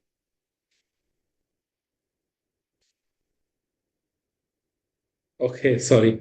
So someone is requesting to explain in Hindi as well in between. So इसी example में deviation इतना है कि Amazon के लिए उसका जो business model है वो प्योरली इंटीग्रल पार्ट है. इंडिया में उसका वेयरहाउस अगर है, now that warehousing is a core business activity for Amazon because it is acting as a aggregator model. It is working on an aggregator model. अगर मैं यही चीज किसी brick and mortar business model के context में बताऊं, for example अगर किसी का नॉन रेसिडेंट का बिजनेस है, business is outside India, customers are outside India, में जस्ट वो गुड्स प्रोक्योर करता है और यहाँ पे स्टोर करता है, एंड In that situation, अगर हम परमानेंट एस्टेब्लिशमेंट की डेफिनेशन को देखें तो यस डेफिनेटली अंडर आर्टिकल 5 वो प्रिपेरेटरी एंड ऑक्सिलरी एक्टिविटी हो जाता है, उसका इंडिया में बिजनेस कनेक्शन नहीं है because he is only procuring the goods and storing the goods. But in the context of Amazon, his entire business model is driven through this warehouse and storage facility. It is a core component of the business activity as a whole. इसीलिए इस activity को preparatory and auxiliary नहीं माना जाएगा and it is an independent business activity forming core part of the value chain, and therefore the Amazon will be said to have a PE in India. So it all depends upon the fact of the case, whether activity is a main activity or preparatory auxiliary activity. And likewise, liaison office. Liaison office is not at all permitted to do a business activity. Once you enter in India, you have to seek a permission of RBI. If you seek a permission to do business in India, you are forming a branch in India. Branch is already taxable in India as a foreign company in India at the rate of 35% on its profits in India. Now, question arises, how do we compute the profits in case of a permanent establishment? Let me see if it is part of your syllabus.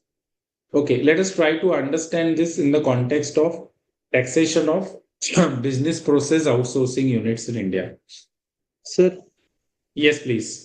Sir OIDR services अगर हम कोई India से provide करते हैं तो क्या वो भी सर इसमें आएंगे, मतलब OIDR services? OIDR services reverse scenario में होता है. अगर आप इंडिया से सर्विस प्रोवाइड करते हो तो आप so for the benefit of all the participants, OIDR is online information access and database retrieval services, right. OIDR ये कॉन्सेप्ट जीएसटी लॉ में है, इनकम टैक्स लॉ में नहीं है. नंबर 1. नंबर 2, OIDR के केस में क्या होता है कि अगर कोई फॉरेन कंपनी है, वो से फॉर एग्जांपल YouTube, वो क्या करता है, वो वीडियोस पब्लिश करता है उसके प्लेटफॉर्म पे, website outside India. YouTube is incorporated in US, उसका इंडिया में कोई प्रेजेंस ही नहीं है एक्सेप्ट उसके पास इंडिया में कस्टमर्स हैं और यूजर्स हैं जो उसके यूट्यूब को देखते हैं, और दूसरे क्लाइंट्स होंगे जो लोग एडवर्टीजमेंट फी पे करते हैं यूट्यूब को.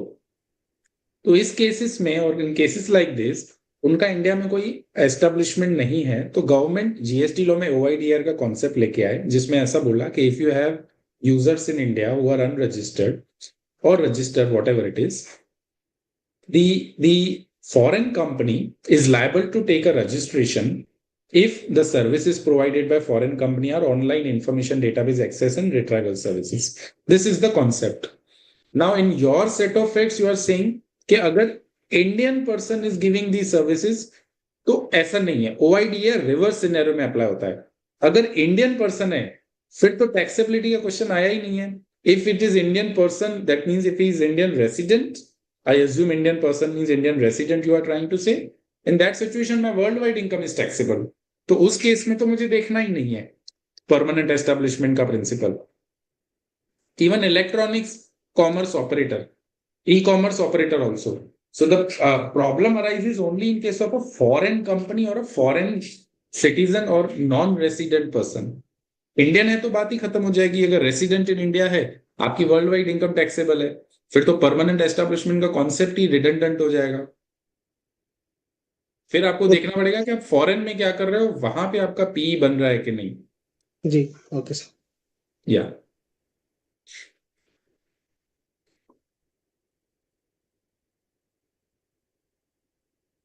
now let us discuss the concept of taxation in the case of business process outsourcing unit. What is BPO? So see what happened 2000, somewhere in 2000 2004 5, there was a huge what we call, like India with a population of 100 crore people, every year almost more than 5 lakh to 10 lakh engineers were getting qualified, and the foreign companies who were predominantly in the technology sector, they saw a huge opportunity in India in terms of savings in cost.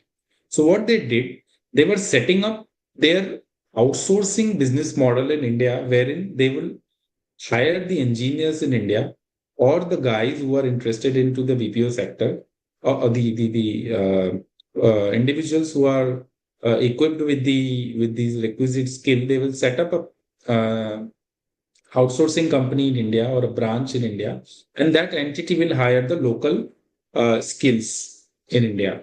And these services will mostly be provided to the customers overseas. Take an example of help desk. If somebody is booking an airline ticket and if he's having some issue, he'll call a call center in US. Now that call will be answered by somebody who is sitting in India. So this is called as a business process outsourcing service.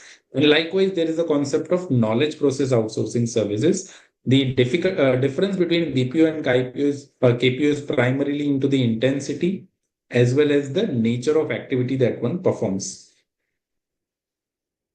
The complexity arises in relation to the taxation of such BPO. Now, what is happening?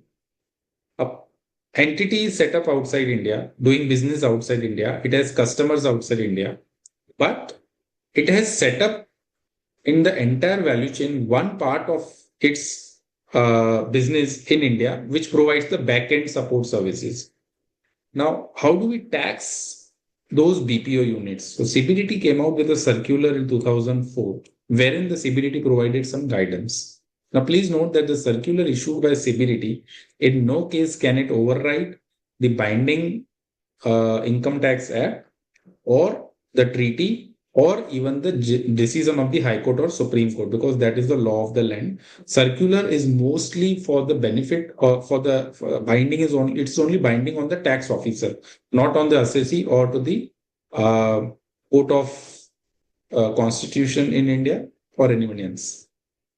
But then having a sort of persuasive value, the circular, how it tried to interpret the law in relation to the non-resident having BPO units in India. So let's read it line by line. A non-resident entity may outsource certain services to a resident in India if there is no business connection between the two, यानी foreign company और Indian company के बीच में कोई business connection नहीं है.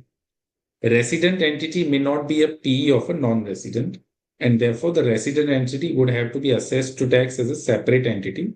In such a case, non-resident entity will not be liable to tax under the Indian Income Tax Act. So ये ऐसा बोल रहा है, अगर कोई foreign company है और Indian company है, these are two separate entities recognized by the law. Indian company is engaged in the business of BPO. इन दोनों के बीच में कोई रिलेशनशिप नहीं है. Number one, say for example related party नहीं है. फॉरेन एंटिटी इंडियन एंटिटी को बिजनेस दे रही है on an outsourcing basis. Indian entity is employing certain people in India, it is recruiting people, it is acting as a BPO. Foreign entity का India में कोई business connection नहीं है. उस सिचुएशन में इंडियन एंटिटी कभी भी फॉरेन कंपनी की पीई नहीं मानी जाएगी. And therefore, Indian entity का taxation अलग होगा on an independent basis. Foreign entity will not be liable to pay any tax in India because it does not have a PE in India. However, it is possible that non-resident entity may have a business connection with an Indian resident. यानी कि अगर non-resident foreign company का Indian entity के साथ जो activity या जो transaction हो रहा है, अगर वो transaction results into a business connection for a foreign entity, in such a case हम ऐसा मान लेंगे कि जो इंडियन रेसिडेंट एंटिटी है वो फॉरेन कंपनी की परमानेंट एस्टेब्लिशमेंट है इंडिया में. तो उससे अचीव क्या होगा? अचीव ये होगा कि अभी तक हम फॉरेन कंपनी को इंडिया में टैक्स नहीं कर रहे थे क्योंकि उसकी जो एक्टिविटी या ट्रांजैक्शन है इंडियन बीपीओ के साथ वो बिजनेस कनेक्शन फॉर्म नहीं हो रहा, वो पीई फॉर्म नहीं हो रहा. लेकिन अगर the way overall if you look at it, अगर the way they are functioning, if that results into foreign entity having a PE in India, यानी उनका बिजनेस कनेक्शन अगर बन जाता है, तो उस केस में दो तरीके से टैक्सेशन होगा. नंबर वन, इंडियन एंटिटी अपने प्रॉफिट पे इंडिया में टैक्स पे करेगी because it is resident in India, and at the same time हम मान लेंगे कि फॉरेन कंपनी, इंडियन कंपनी जो है वो फॉरेन कंपनी की इंडिया में पीई फॉर्म करती है, permanent establishment. Should I repeat? Yes, sir. Yes, sir. Okay, so we will try to keep it very simple. दो एंटिटी है, foreign company and Indian company. Indian company is into the business of outsourcing. Foreign company is into some other business unconnected with the outsourcing. If foreign company enters into contract with an Indian company, जहां पे Indian company उसको BPO service export करेगी, provide करेगी, तो उस situation में taxation क्या होगा? इंडियन कंपनी टैक्स पे करेगी इंडिया में उसके खुद के प्रॉफिट पे. फॉरेन कंपनी का इंडिया में कोई प्रेजेंस नहीं है, ना ही कोई एम्प्लॉय है, ना ही कोई रेवेन्यू है, बिकॉज वो तो सर्विसेज प्रोक्योर कर रही है, वो कोई भी तरीके का सर्विस प्रोवाइड नहीं कर रही. दूसरा, उसका यहाँ पे कोई ब्रांच ऑफिस नहीं है, कुछ नहीं है. उस केस में ऐसा मान लिया जाएगा कि फॉरेन कंपनी का इंडिया में परमानेंट एस्टेब्लिशमेंट नहीं है. लेकिन अभी इसी एग्जाम्पल को मैं थोड़ा ट्विस्ट करता हूं just for a better clarity. से फॉर एग्जाम्पल फॉरेन कंपनी का बिजनेस आउटसोर्सिंग का है, वो वहां पे कस्टमर्स को रीच आउट करती है, और यूएस में for example the largest market is US. वो यूएस में कस्टमर्स को बोलती है कि हम बीपीओ सेक्टर में हैं, we can do this activity on your behalf, और वही एक्टिविटी वो इंडिया में पास ऑन कर देती है. तो एंड कस्टमर यूएस में है, फॉरेन कंपनी भी यूएस में है, कस्टमर के साथ कॉन्ट्रैक्ट किया आउटसोर्सिंग का, वही कॉन्ट्रैक्ट एग्जीक्यूट हो रहा है या तो पूरा इंडिया में या partly in US partly in India. So now if you see what is happening, foreign company is getting its activity done in India, but at the same time, it is also engaged in an outsourcing activity. I'm just giving one illustration. There can be many illustration on this. तो उस situation में it may happen कि tax authority बोले कि India में जो activity हो रही है उसके रिलेटेड टैक्सेशन इंडियन कंपनी के हाथ में होगा, लेकिन फॉरेन कंपनी जो रेवेन्यू अर्न कर रही है फ्रॉम दिस आउटसोर्सिंग एक्टिविटी, उस केस में ऐसा हम मान लेंगे कि उसका प्रॉफिट जो टोटल उसने अर्न किया है उसका कुछ प्रॉफिट इंडिया में अट्रीब्यूट होगा, और उस पर भी हम टैक्स लायबिलिटी आएगी फॉरेन कंपनी की, और हम मान लेंगे कि जो इंडियन कंपनी है that is the permanent establishment of that foreign company. ये सर्क्यूलर में लिखा गया है, ये लॉ में नहीं है. This is what the CBDT says. So this is just an inference कि they could be treated as the P. They are not saying that it shall be treated. There is a possibility because of the close connection and because of the formation of a business connection in India.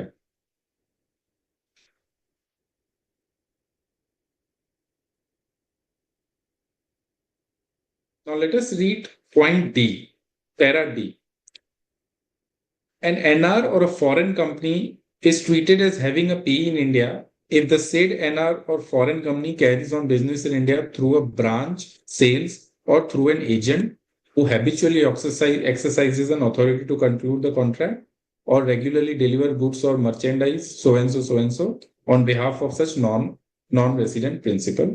In such a case, the profits of the non-resident attributable to the business activity carried out in India by the PE becomes taxable in India. So I think this is already discussed as a part of section 9. So I'm not getting into this agency PE concept. If a foreign enterprise carries on business in another country through a PE situated therein, the profits may be taxed in the other country, but only so much of them as is attributable to the PE. Now this is very important. Foreign company हमने अभी ऐसा discuss किया कि outsourcing model दोनों का है. Foreign company का profit मान लिया जाएगा कि उसका इंडिया में पीई है और उस पर Indian government will levy the tax. But then question arises कि किस रेट पे करेगी और कितने तक करेगी, यानी whether whole profit entire profit will be taxed in India और do we have to carry out some computation mechanism. So उसमें we do have rules which specifically provide the way in which you have to compute the profit attribution in India. But then right now we are focusing on the principle. The principle is पूरे profit attribute नहीं होंगे. The profits of the enterprise may be taxed in the other country, but only so much of them as is attributable to the PE. जब हम profit attribute करेंगे उस time पे एक approach होगा. What that approach is, हम मान लेंगे कि जो इंडिया में पी है it is distinct and separate enterprise engaged in the same or similar activity under same or similar condition and dealing wholly independently with the enterprise of which it is a P. So now what will happen? On the one end, we have an Indian company. That chapter is over. It will be liable to pay tax on its own profit. On the other hand, now we have a foreign company with having a P in India and also having a presence in foreign jurisdiction. Number one, we will say that it has a P in India, so now profit attribution is required. आप अपने profit को allocate करो. So divide your profits through some rational means, allocate it to India, and on that profit you will pay the tax.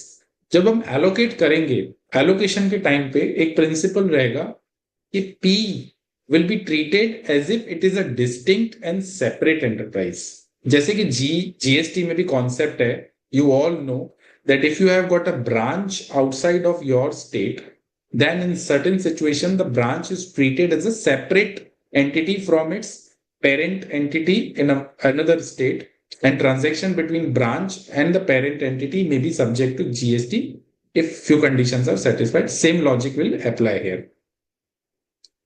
Distinct person.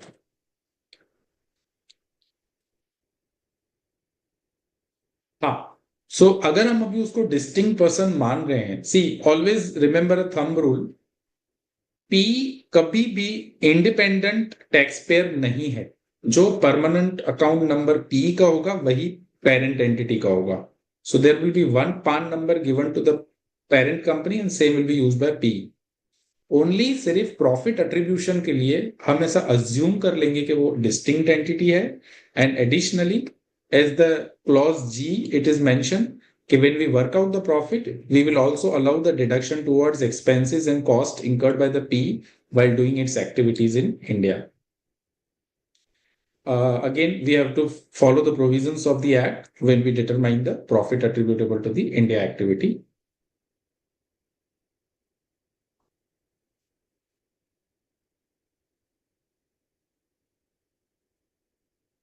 One important concept of arm's length principle.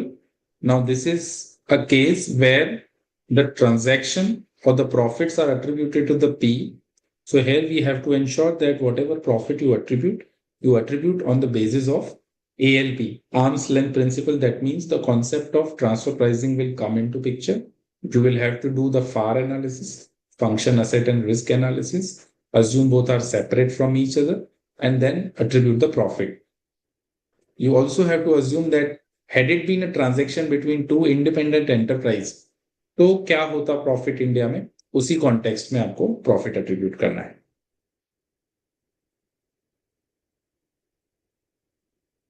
Let us see some of the illustration and then we discuss a small chapter of advanced ruling immediately after this session. Just read the question.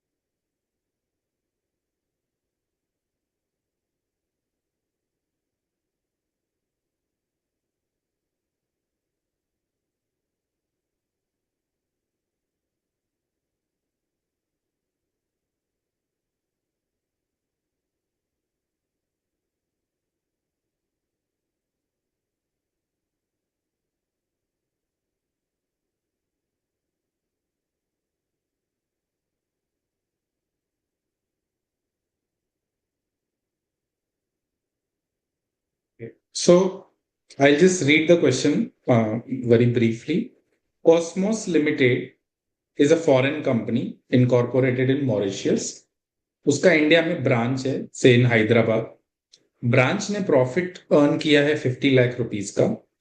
अभी Cosmos Limited has taken a stand कि जो branch का profit है that is taxable at a rate of 30% plus education cess and surcharge. Now we all know कि tax rate applicable to a foreign company और the branch of a foreign company is 35%. Previously वो 40 था, अभी वो 35 हुआ है. But while filing the return, Cosmos Limited has taken a stand that we will invoke Article 24, Para 2, non-discrimination article contained in the DTAA between India and Mauritius. And therefore, हमको जो tax rate लागू होगा वो 30% होगा, whereas assessing officer ने tax rate लागू किया है 35%. Now the question is whether AO is right in law by applying a rate of 35% or should it be 30%. The non-discrimination article, just to brief you, non-discrimination article क्या बोलता है? In principle वो ऐसा बोल रहा है कि कोई भी कंट्री डिस्क्रिमिनेशन नहीं करेगी on the basis of nationality. Just because an entity is a foreign company, just because a person is a foreign national, the state will not discriminate. And likewise if you read article 24 para 2, उसमें P के related specifically लिखा है कि taxation on a P which an enterprise of a contracting state has in the other state, it shall not be less favorably levied in that other state than the taxation levied on enterprise of that other state carrying on the same activity in the same circumstances. Meaning thereby, P के हाथ में जो tax impose होगा source country में वो less favourable नहीं होगा, यानी कि एडवर्स नहीं होगा as compare to the taxes which are levied on the enterprise which is resident of that state. यानी कि अगर इंडियन कंपनी है उसको मैं ज्यादा फेवर नहीं दूंगा जस्ट बिकॉज वो इंडियन कंपनी है या इंडियन नेशनल है as compared to the foreign company or a PE of a foreign company. This is what the principle says. Now you have to evaluate what should be the answer to this.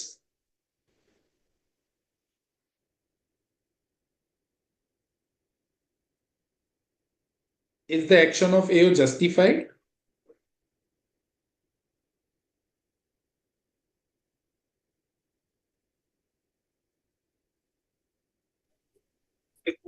Sir AO का action तो justifiable है क्योंकि domestic company के लिए rate दिया गया है वो 25 और 30% है एंड फॉरेन कंपनीज के लिए 35% है. और ऐसा सेक्शन 91 में ये लिखा हुआ है कि कोई भी जो अगर रेट में डिफरेंस होगा तो वो आपको एज अ डिस्क्रिमिनेशन नहीं ट्रीट किया जा सकता. Perfect. Absolutely perfect answer. Let us go to the answer quickly. So I don't even have to read the answer because you already properly described it. So the same principle which we have, I think, discussed. Number one, explanation to section 90 specifically says just because the rate prescribed for a foreign company is higher, foreign company के लिए जो rate prescribe किया है वो high rate पे है, that does not lead to the inference कि भाई ये डिस्क्रिमिनेशन हम कर रहे हैं ना.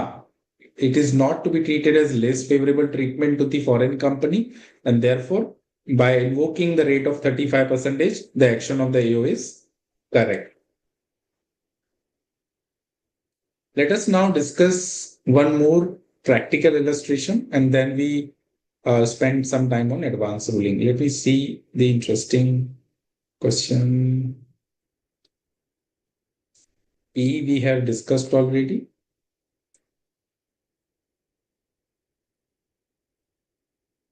Okay. An individual resident in India having income earned outside India in a country with which there is no treaty ask you to examine whether the credit of the tax paid on the foreign company will be allowed. So the question is very simple. Individual is resident in India. He has an income outside India. Whether and that there is no treaty with the India and the foreign country. In that case, is India liable or obliged to provide the credit for the taxes paid in foreign jurisdiction? And additionally, the question is whether, if answer is yes, to what extent? If answer is no, then why? Anybody would like to attempt?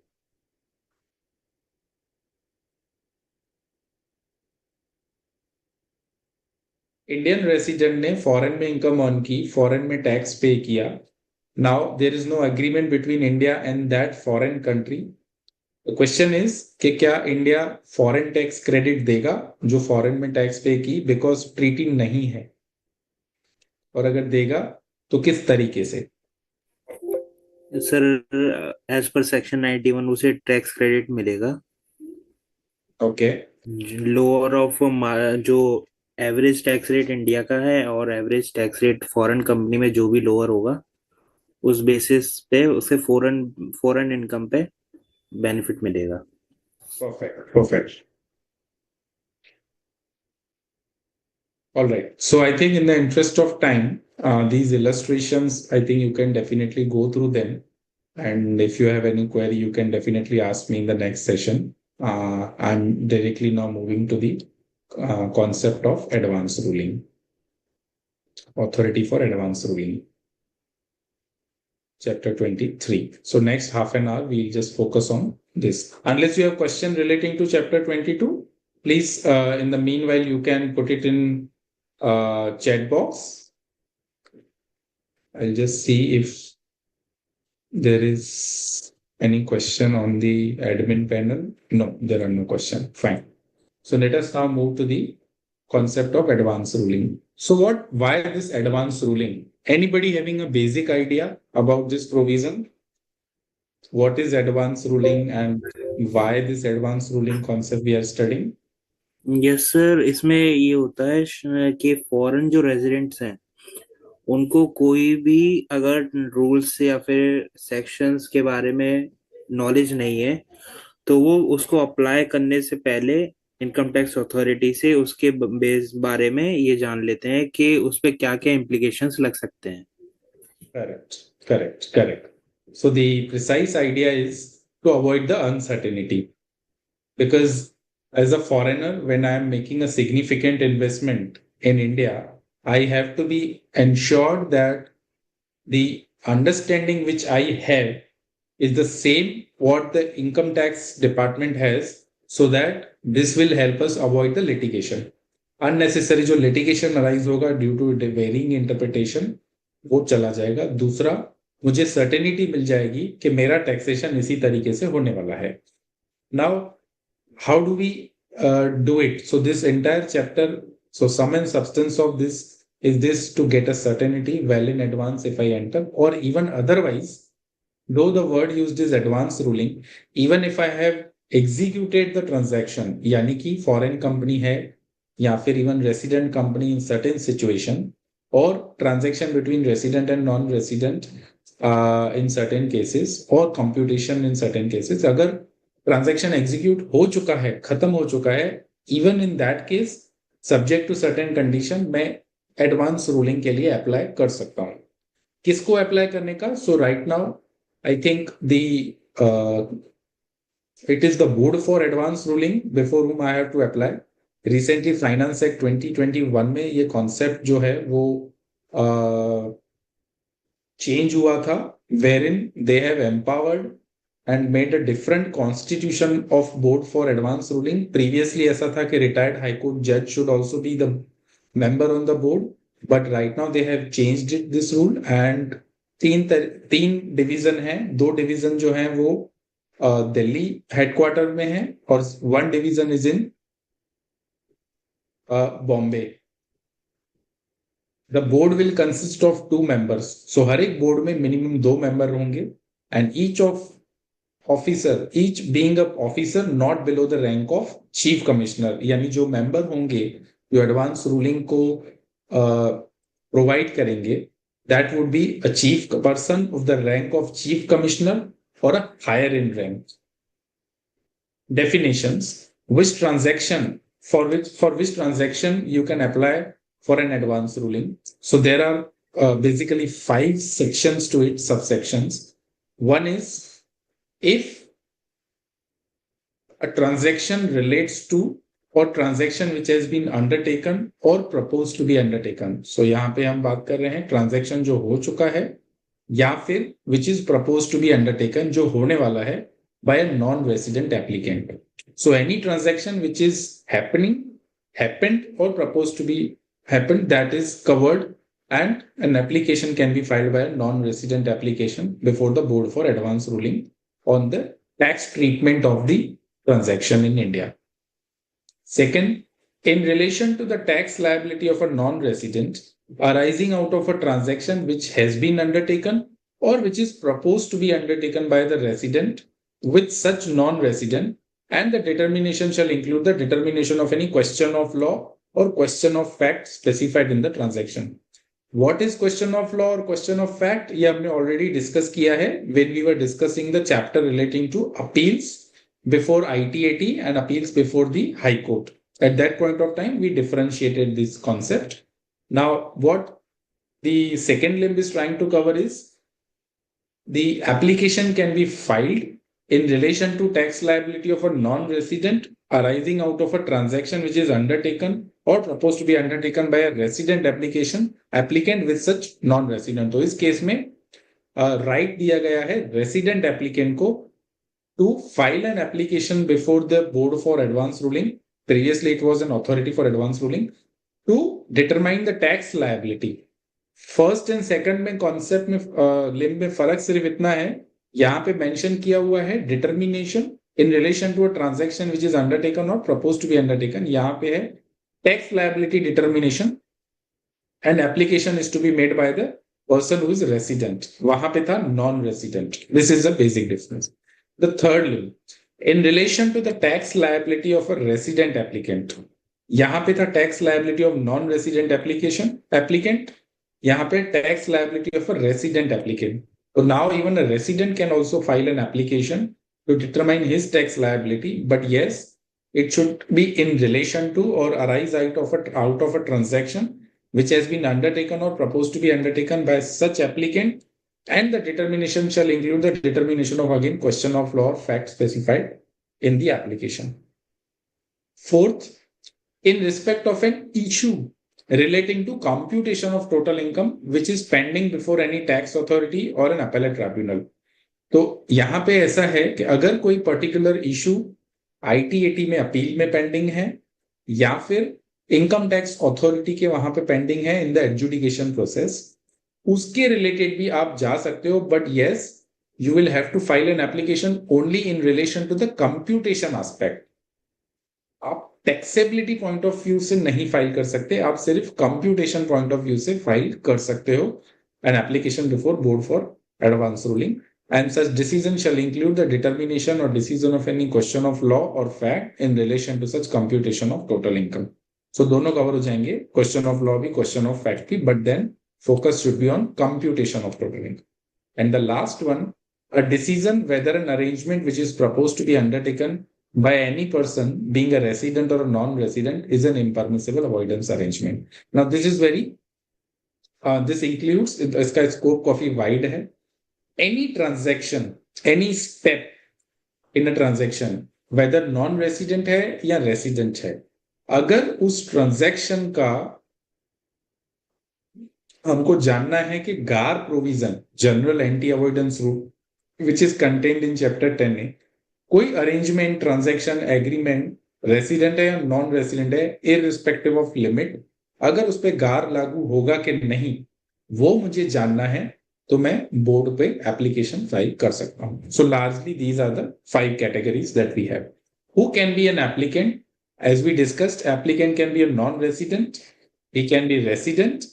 If it is a resident, then certainly there are certain restrictions on the transaction value, type of resident, वो देखना जरूरी है. Non resident के case में open, whether it's a computation question, taxability question, DTAA question, domestic law questions, anything, he can file an application before board for advance ruling. For resident, only in relation to the transaction is entering into the non-resident and for determination of tax liability of non-resident. Third, again, resident referred to in 245N clause A subclause 2A within such class of person as may be notified by central government. Central government has identified, already notified through notification number 73, wherein they said that the resident can file an application provided the value of transaction exceeds 100 crore. Again, it can be filed for transaction which is already undertaken or the transaction which is proposed to be undertaken.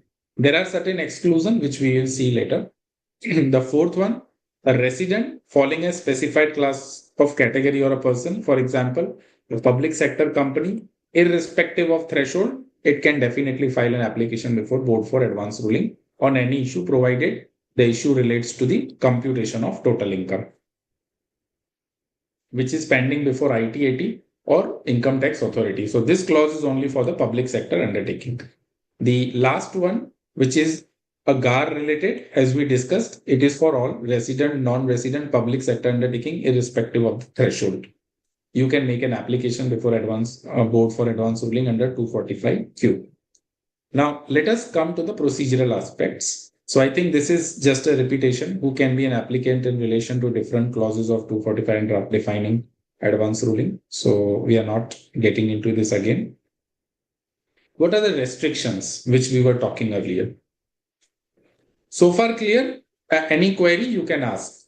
Otherwise, we now go to the procedural aspects and restrictive clauses. Who can file, who cannot file? We are aware, right? 245 RR. Where a resident applicant has made an application to the board on an issue for seeking an advance ruling, then the authority or a tribunal no authority or tribunal shall take any decision in respect of such issues. So in other words, जब मैंने application file कर दी है already, उसके बाद income tax authority और tribunal जो issue AAR के पास या BAR के पास pending है, उसके related they will not decide anything. In other one, the resident assessee cannot pursue both the remedies, that is income tax authority also as well as the board for advance ruling. So just to ensure that आप double benefit ना लो, एक authority के पास अगर issue pending है तो दूसरी authority को वो issue decide नहीं करना है, because to avoid the inconsistent approach. Vacancy not to invalidate the proceeding, very simple to understand. A proceeding before or a pronouncement of an advance ruling by the board, it will not be questioned or it will not be invalid on the ground merely of the existence of any vacancy or defect in the constitution of board for advance ruling. So this is a presumption that अगर कोई advance ruling announce हुआ, say for example, and the ruling is not in my favor, for example, कोई transaction है which I believe is not taxable in India as a non-resident, but authority for advance ruling is holding it to be taxable in my hands.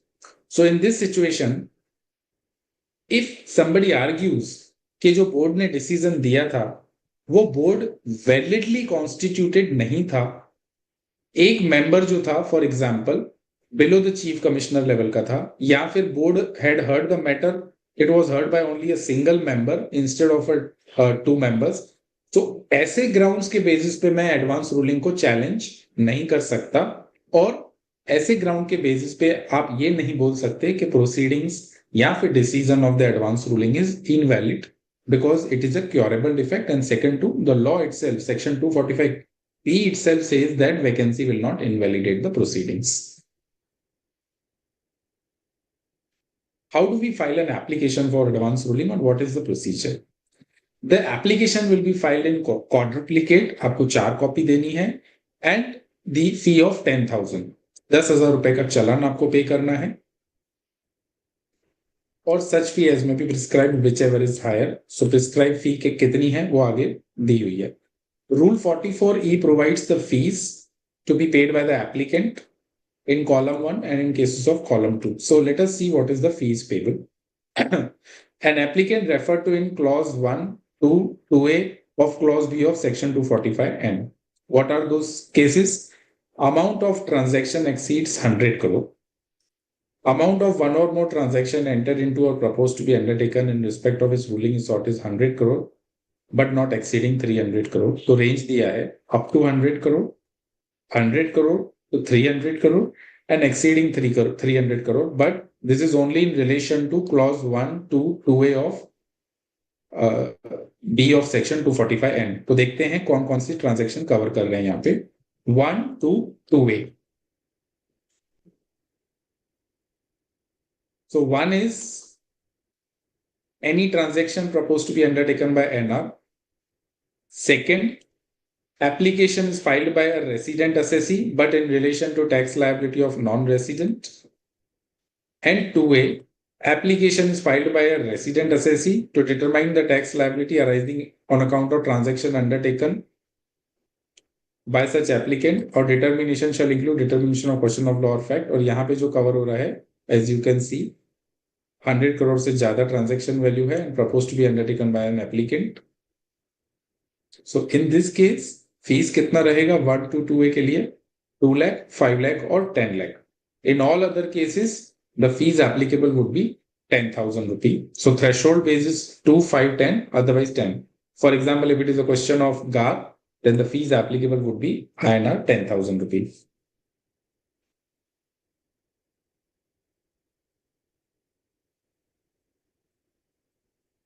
Then these are procedural and self-explanatory section. The application for advance ruling needs to be made by the applicant through the registered email ID. So it has to be filed online through registered email ID as well as through payment of fees. आपके पास right है, right, you can withdraw the application, but वो right exercise करना है only within 30 days from the date of application and not afterwards. This is provided in section 245Q, subsection 3. This is all procedural, so we'll just read through the provision and see if we have any query. क्या procedure follow किया जाएगा once the application is filed?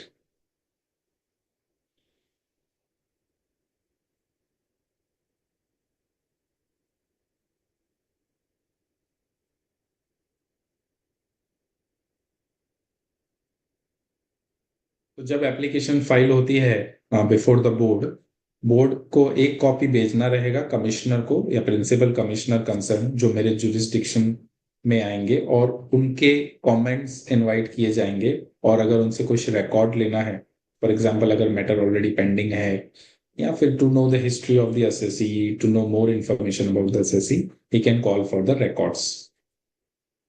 After calling for the record वो application reject भी कर सकते हैं और application allow भी कर सकते हैं. हाँ, कुछ सर्कमस्टेंसेस ऐसे हैं जिसमें एप्लीकेशन कंपल्सरीली रिजेक्ट हो जाएगा. क्या है? For example, any issue which is pending before the authority और एन अपेलेट ट्रिब्यूनल और एनी कोर्ट. सो ऐसा है कि अगर इशू ऑलरेडी पेंडिंग है relating to a transaction, then it will have to reject. However उसका एक एक्सेप्शन है, resident falling within a class of category as notified by central government, they can seek the advance ruling even if the question is pending before the authority. Second, determination of FMV. Now the advance ruling never gets into a matter which involves determination of fair market value of any property, be it shares, anything. For example, a foreign company is selling the shares of an Indian company and उसको जानना है कि indirect transfer provision लागू होंगे कि नहीं. Can it file an application? Answer is yes. But then indirect transfer provision लागू होने के लिए एक प्रोविजन है कि ट्रांजैक्शन वैल्यू बेस्ड और फेयर मार्केट वैल्यू बेस्ड. तो वहां पे क्वेश्चन आ जाता है कि फेयर मार्केट वैल्यू कितनी है, वो डिटरमाइन करके फिर वो प्रोविजन लागू होता है. तो उस केस में ऑथोरिटी फॉर एडवांस रूलिंग या board for advance ruling, they are not going to get into an FMV issue. If you ask them the question on FMV, they are going to reject it. FMV is something that you have to determine in your application, and फिर ही वो इस issue को adjudicate करेंगे. Adjudicate in the sense they will provide you the advance ruling. Any transaction which is designed for avoidance of income tax. So अगर कोई transaction है जिसका purpose है to avoid the tax itself. When I say avoid, and there's a difference between planning and avoidance. If the transaction structure is such which results into avoidance of tax, which is, so to say, you are arranging your affair in such a way that you are taking the benefit of loopholes of the law, they are not going to entertain your petition. But if it is in relation to something which is valid and permissible transaction under the eyes of law, it is not a treaty shopping, that in that case, definitely the advance ruling may be admitted. Sir, but yeah, in case of rejection of application, whether the fees will be refunded or not? So I think it is a practical question. Honestly, the rules are silent. In most of the cases, the fees is a statutory nature. It is never rejected. I think if you recollect our discussion when we were discussing the appeal chapter also, for example, if you file a belated appeal, then authority has a power to, so to say, condone the delay. But what if authority does not condone the delay? In such a situation, we had discussed whatever appeal fee you have filed, you have paid, that is not going to be rejected. So it is Sir, not a refundable amount. I just want to link sir, हम GST में sir कोई भी appeal करते हैं ना, तो वहाँ पे जो भी हम पेमेंट करते हैं और in case of rejection of our appeal और हम वहां से अगर डिफीट हो जाते हैं, तब हमारे वो पेमेंट जो है वो सर नेक्स्ट पेमेंट में एडजस्ट किए जाते हैं। मतलब 10% ऑफ टैक्स जो हम पेमेंट करके अपील करते हैं वो एडजस्ट किए जाते हैं। Yes. तो मतलब ये फीस का मतलब रिफंड होंगे सर या फिर? I think, okay. So considering the amount involved, for example, if you have paid the fee of 10,000, usually advance ruling जो file होते हैं practically high value transaction में होते हैं, or if it is a case of a foreign company, usually refund नहीं claim करते.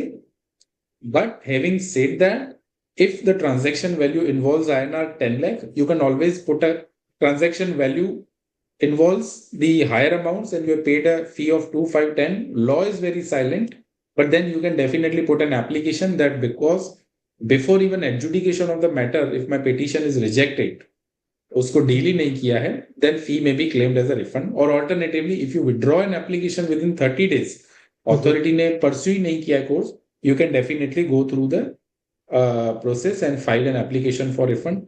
In my view, practically nobody does it, but yes, it can be explored and should be explored.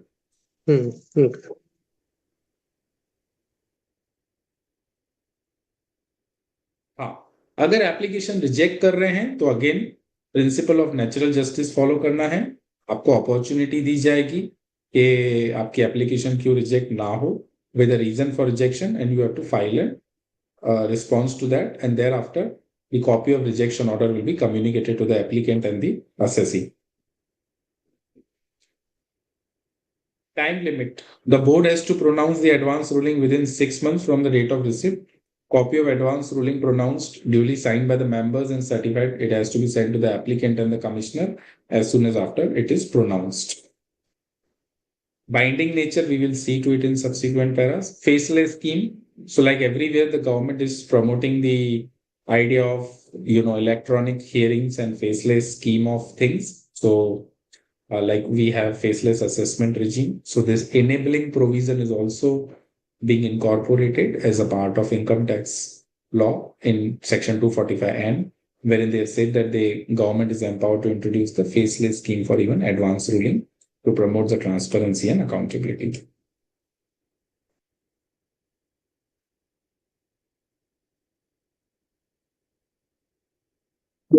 So I think rest of the provisions are relating to the process about notification to be laid before the House of Parliament or the exceptions. Let us see what are the key provisions in relation to. Yeah. Sir, whether any order received by SSE in advance ruling order, so the same order can be used by another applicant without getting advance ruling process. So see, honestly, the advance ruling is, we are coming to that topic on binding. Let us first complete this binding nature of advance ruling we will discuss, and the 12 provisions as well. Usually the advance ruling is sought by an applicant in relation to the facts of an applicant. And if an advance ruling is given in a particular case, that does not hold as a precedent for other cases. Definitely it has a persuasive value. I won't deny that fact. You can use that in a matter of litigation, but it is not binding. Correct. Yes. And section 245T says that if you have obtained an advance ruling on some misrepresentation, or if it is found otherwise, then the advance ruling already it has been pronounced by the applicant by fraud or misrepresentation, board may declare such ruling to be void ab initio. यानी अगर आपको advance ruling आपके favor में भी दिया हुआ है, for example, in that case अगर बाद में पता चला कि facts जो बताए गए थे वो reality में कुछ और ही है और it was through some fraud, in that case हम मान लेंगे कि advance ruling cancel हो गया, void ab initio. Since beginning it will not have any enforceability, and then you will be back to the litigation. So powers of the board for advance ruling. So this is all fine. Appeal mechanism. This is very interesting. Appeal to High Court. Now, see what happens in advance ruling. If you have obtained a ruling and which is against you, or it is actually not against, because there is no question of litigation. You file an advance ruling to take a view of the tax authority. Once you agree to it, it is binding. But having said that, let's say they say that transaction is taxable in a particular manner and you disagree with that. आप agree नहीं करते हो तो क्या, ruling आ गया, decision आ गया, but आप agree नहीं करते हो, तो अपील मैकेनिज्म है. नॉर्मल केस में हम असेसमेंट ऑर्डर आता है तो हम जाते हैं सीआईटी अपील के पास या डीआरपी और सीआईटी अपील पे अगर नेगेटिव आता है तो हम आईटेट में जाते हैं, और वाइस वर्सा अगर हमारे फेवर में आता है तो डिपार्टमेंट आईटेट जाता है, और then ITAT to high court हम जाते हैं. Advance ruling is such a mechanism where अगर हम ऑर्डर हमारे अगेंस्ट में जा रहा है and we are aggrieved by the order passed by advance authority for advance ruling, then appeal can be filed to the high court. And ये जो opportunity है ये दोनों के लिए है. हमारे फेवर में आता है और असेसिंग ऑफिसर उस व्यू से अग्री नहीं करता है, तो assessing officer can also, based on the direction of CIT, he can appeal the order passed by advance ruling authority before the high court. But appeal का जो time limit है वो 60 days है from the date of communication or receipt of the order. High court को कॉन्डोनेशन का भी power दिया गया है. अगर आप 60 डेज में नहीं करते तो हाई कोर्ट एडिशनल 30 डेज दे सकता है. अगर असेसिंग ऑफिसर फाइल कर रहा है तो अगेन सेंट्रल गवर्नमेंट स्कीम ला सकती है for online filing. So this is all fine repetitive. क्या फिर हाई कोर्ट में जाएंगे तो फिर हमें फी एक्स्ट्रा फी पे करना पड़ेगा? यस. सो हाई कोर्ट के लिए हाई कोर्ट के रूल्स फॉलो करने पड़ेंगे, बट जब हम हाई कोर्ट के पास जा रहे हैं तो वो फीस अलग है. That is an appeal filing fees, not necessarily जो हम फी पे करते हैं नीचे के लेवल पे, एआर के लेवल पे, हम बोर्ड ऑफ अथॉरिटी के वहां पे जो हम फाइल कर रहे हैं, that involves a larger exercise. High court में हम अपील जुरिस्डिक्शन में जा रहे हैं. We are not seeking a ruling, we are trying to overturn the decision of the authority for advance ruling या board for advance ruling. Fees फिर से pay करना पड़ेगा, but that fees would be in line with the procedure prescribed by the high court. Okay. Yes. Generally high court में जब हम appeal file करते हैं तो फी ट्रांजैक्शन वैल्यू वाइज नहीं होता, जैसा यहाँ पे आपने देखा up to 100 crore X amount, 100 to 300 crore Y amount and above 300 Z. That is never the case. High court में हम जाएंगे नॉर्मल केस में जैसे अपील फाइल होती है. So I think we are done with the chapter Authority for Advance Ruling. If you have anything to discuss, we can discuss in relation to chapter 22 or chapter 23. Any query? You are most welcome. Sir इस case में supreme court में नहीं जाते फिर appeal के लिए? So see what happens. Appeal to the Supreme Court lies before the order of High Court. उसके लिए अपने को इनकम टैक्स लॉ की permission as such there is no mechanism as such, but in any case you can always challenge under as a part of your constitutional right. अगर आपको petition करना है, special leave petition कर सकते हो आप against the order of high court, but law में लिखा हुआ है कि appeal till the high court only. Sir पर वो एनआरआई है, उसके ऊपर तो कॉन्स्टिट्यूशन लागू भी नहीं होगा sir. No, but that he is doing business in India, na? So in that case, he is definitely having, he's professing a business in India. He's doing a business in India. He can file an SLP. So the rights are quite wide. Anybody aggrieved by the order of High Court can appeal to the Supreme Court. If the jurisdiction of High Court is correct, then a Supreme Court can definitely intervene. Sir फिर अगर non resident है तो वो कौन सी jurisdiction की high court में appeal करेगा? So in that case, if it is case of a company, then you have to see the jurisdiction where the company is incorporated, or then there are other high court rules as well. For example, if it is a case, interesting question, मैं just preceding slide पे जा रहा हूँ 2 minute के लिए. जी आपने board बताया ना सर कि आप 2 दिल्ली में बोर्ड है और एक महाराष्ट्र में है, तो हम क्या मतलब उनके जुरिडिक्शन में करेंगे या No, I tell you. So the first is आप कैटेगरी डिसाइड करोगे, एंड देन सेकंड इज हमने यहाँ पे देखा, for example the Board for Advanced Ruling 1 and 2, they are in Delhi, and Board for Advanced Ruling 3, they are in Mumbai. Now, इनका एक procedure रहेगा, जिस प्रोसीजर के हिसाब से जरूरी नहीं है दिल्ली या फिर मुंबई के कंपनीज ही फाइल कर सकते हैं, और the non resident setting up in Delhi Mumbai, any part of the India, they divide कि ये सिटीज या ये स्टेट से यहाँ पे जाएंगे, रेस्ट ऑफ द स्टेट्स और matters will go. So that would be the set protocol. इस डिसीजन के सामने आप जाओगे हाई कोर्ट ऑफ दिल्ली, और मुंबई अगर है तो मुंबई बॉम्बे हाई कोर्ट के वो फाइल होगी. और in any case I think the jurisdiction ideally should not be decided based on this criteria. Ideally it should be based on the place where the company is incorporated. For example, now even a public sector unit can also file. So ROC अगर मेरा दिल्ली या मुंबई में नहीं है, I can definitely explore the filing before the Gujarat High Court if I am in Gujarat. So that is also possible, but largely the applications are filed in Delhi and Bombay High Court. That is governed by the rules of the High Court as well.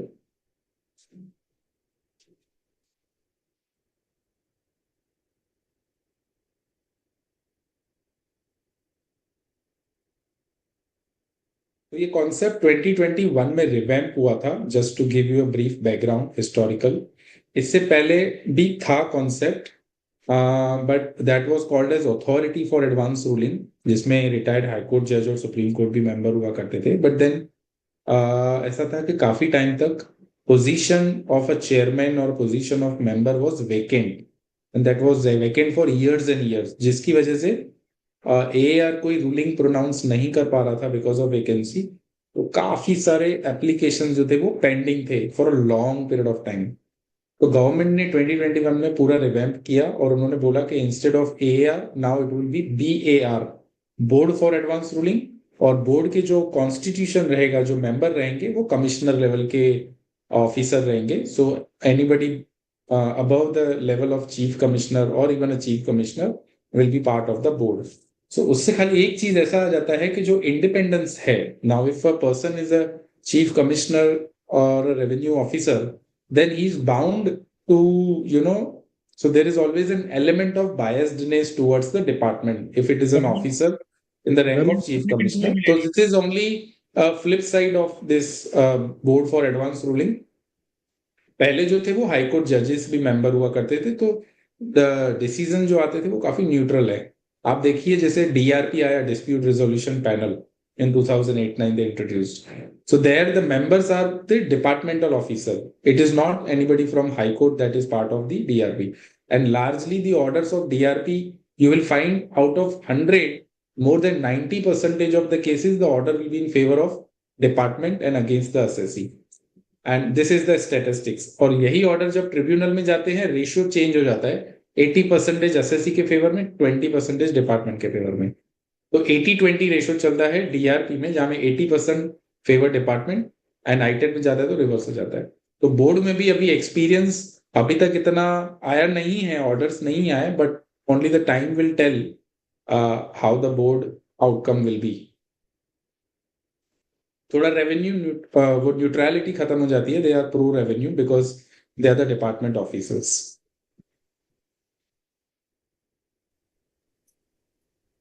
Sir ये data sir public होता है कि कोई everything is available. You go, there are two website, incometax.gov, दूसरा है CBDT वाला website.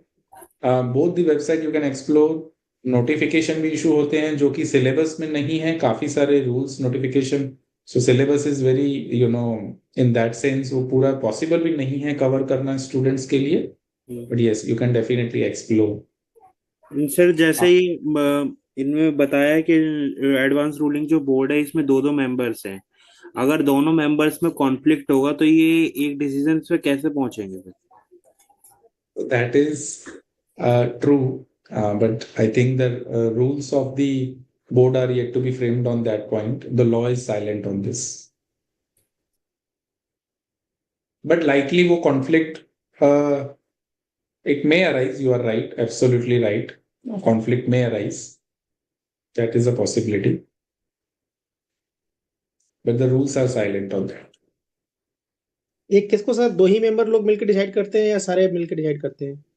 So C I think provision जो रखा है, इफ यू सी यहाँ पे, vacancy not to invalidate the proceeding, इसमें आप देखोगे a proceeding before or pronouncement by advance ruling by the board for advance ruling, it will not be questioned merely on the existence of any vacancy or defect in the constitution. तो अगर एक member ने भी matter सुन के decide कर लिया, उसको आप डिफेक्टिव नहीं बोल सकते, बिकॉज पेंडेंसी इतनी ज्यादा रहती है। तो कई बार ऐसा रहेगा प्रैक्टिकली एक ही मेंबर, 2 मेंबर सुनेंगे भी बट एक ही मेंबर दे देगा।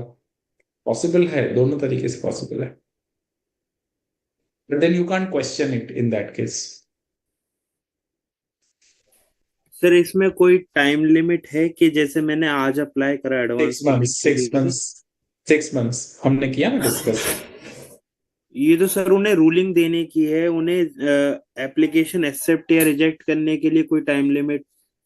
तो वो इम्प्लाइड है 30 days, बिकॉज आप 30 days के अंदर आपको अगर विड्रॉ करने का राइट दिया हुआ है, तो practically it should be done as soon as possible. It is once it is filed, the registrar usually will sort of go through and will see the completeness. Generally reject तब होगा जब आपकी application जो है वो ऐसे question involve करेगी जो कि अलाउड नहीं है रेज करना, फॉर एग्जांपल एफएमवी डिटरमाइन करने का, या इशू ऑलरेडी पेंडिंग है, उस बेसिस पे रिजेक्ट हो सकती है। और even if it is given, subsequently पता चला कि मैटर पेंडिंग है, आपने फाइल कर दिया, तो भी वो बाद में भी रिजेक्ट कर सकते हैं, जरूरी नहीं है। सर कोई फाइनेंशियल ईयर या कोई ऐसा कुछ है टाइम पीरियड की, किस फाइनेंशियल ईयर का चीज हम उसमें एडवांस रूलिंग में जा सकते हैं, या मतलब कोई पीछे केस? ट्रांजेक्शन होने के पहले और ट्रांजेक्शन होने के बाद, फाइनेंशियल ईयर का इसमें कोई कॉन्सेप्ट ही नहीं है। आप कोई भी transaction, for example non resident है, उसका इंडिया में पी है कि नहीं, अभी वो बिफोर ही एंटर्स इनटू इंडिया ही वुड लाइक टू नो कि मेरी जो एक्टिविटीज हैं वो पी फॉर्म कर रही है कि नहीं, you can seek an advance ruling. वो उसी फाइनेंशियल ईयर को लागू होंगी ऐसा नहीं है। इट इज जस्ट कि आपने मेरे को जैसे क्वेरी पूछी, मैंने आपको आंसर दिया, वैसे आप बोर्ड को क्वेरी पूछोगे, वो उसका आंसर देंगे। कोई लिमिटेशन एक्ट या कोई ऐसा टाइम बार्ड होने का नहीं है कि आप तभी आना था, अब तो आने का आपका टाइम खत्म हो गया, एडवांस ना रूलिंग? ना ना। अगर सी ऐसा है, टेक एन एग्जांपल, 2022 में किसी कंपनी ने इंडिया में ऑपरेशन स्टार्ट किए, business operations, they are preparatory and auxiliary activity, इसीलिए उन्होंने बोला कि हमारा पी नहीं बनता है क्योंकि ये प्रिपरेटरी एक्टिविटी है। फिर सब्सिक्वेंटली उन्होंने रियलाइज किया कि चलो एक बार अथॉरिटी के पास जाते हैं और बोर्ड के साथ ये एप्लीकेशन फाइल करके फाइनल एक ऑर्डर ही ले लेते हैं। दे कैन फाइल इट, पहले भी कर सकते हैं, बाद में भी कर सकते हैं। And let's take an example कि उन्होंने इसी एग्जांपल में असेसिंग ऑफिसर ने नोटिस इशू कर दिया और ऑर्डर भी पास कर दिया और मैटर अपील में पेंडिंग है अभी। तो उस केस में मैटर अपील में पेंडिंग है, तो अभी आप नहीं जा सकते कि बोर्ड के पास कि भाई अभी आप डिसाइड करो। तो उसमें क्या होगा, you are doing a forum shopping, इसको फोरम शॉपिंग बोलते हैं, कि आपको एक जगह नेगेटिव मिला है तो आप दूसरी जगह एक्सप्लोर कर रहे हो, या एक जगह पेंडिंग है तो आप दूसरी जगह भी सेम कर रहे हो, तो वो चीज अलाउड नहीं है जो कि लिखा हुआ है। Yeah, good evening, students. See, Aparna Chauhan, the BUS faculty. Going into, I have discussed, heard all the practical discussions going on during the session. It's quite interesting questions being asked by Madhvendra, Ankit. They are quite interactive actually. So it's really wonderful session going on. And I'm also enjoying these practical aspects. If a non-resident is a person, then where is the jurisdiction of the High Court and all? It's really very quite good questions. So Madhavendra, in the earlier session you mentioned the Zoom link. Now it's appearing on the YouTube, right? Yes, ma'am. Yeah. So any other suggestion you would like to give us about the classes and all? Ma'am वही bilingual के लिए मैंने बोला था कि ये थोड़ा सा उसे इंटरेक्टिव और वो in between I asked Karan ji to speak in English, Hindi also. Yes. Yeah, Okay. from the So I sixth thought session, I think we have both the Hindi as well as English. We have syllabus in Hindi also and English, but I believe that because But everything actually, is what is happening now? What is happening? We are, serving nationwide students. So, madam, we have to, madam, majorly we have to keep the session in English. Of course, in Exactly. between, wherever the faculty can explain certain things in Hindi also, so that कि students का Okay. थोड़ा connect बने. Connect Understood. करने के लिए we need कि थोड़ा बहुत session मतलब in between हिंदी में भी होना चाहिए. Perfect. तो अभी Perfect. I आज was not aware. Somebody put in, but then I had like, is it permissible? A student is asking. I'm happy to. मैं हिंदी में देने के लिए ready हूँ session, but कई बार ऐसा लगता है even I never knew कि ऐसा हो सकता है कि because somebody might be attending from outside India. We are asking faculty to explain certain things in Hindi also. Okay. So if it is allowed, then I don't mind doing it in Hindi. Yes.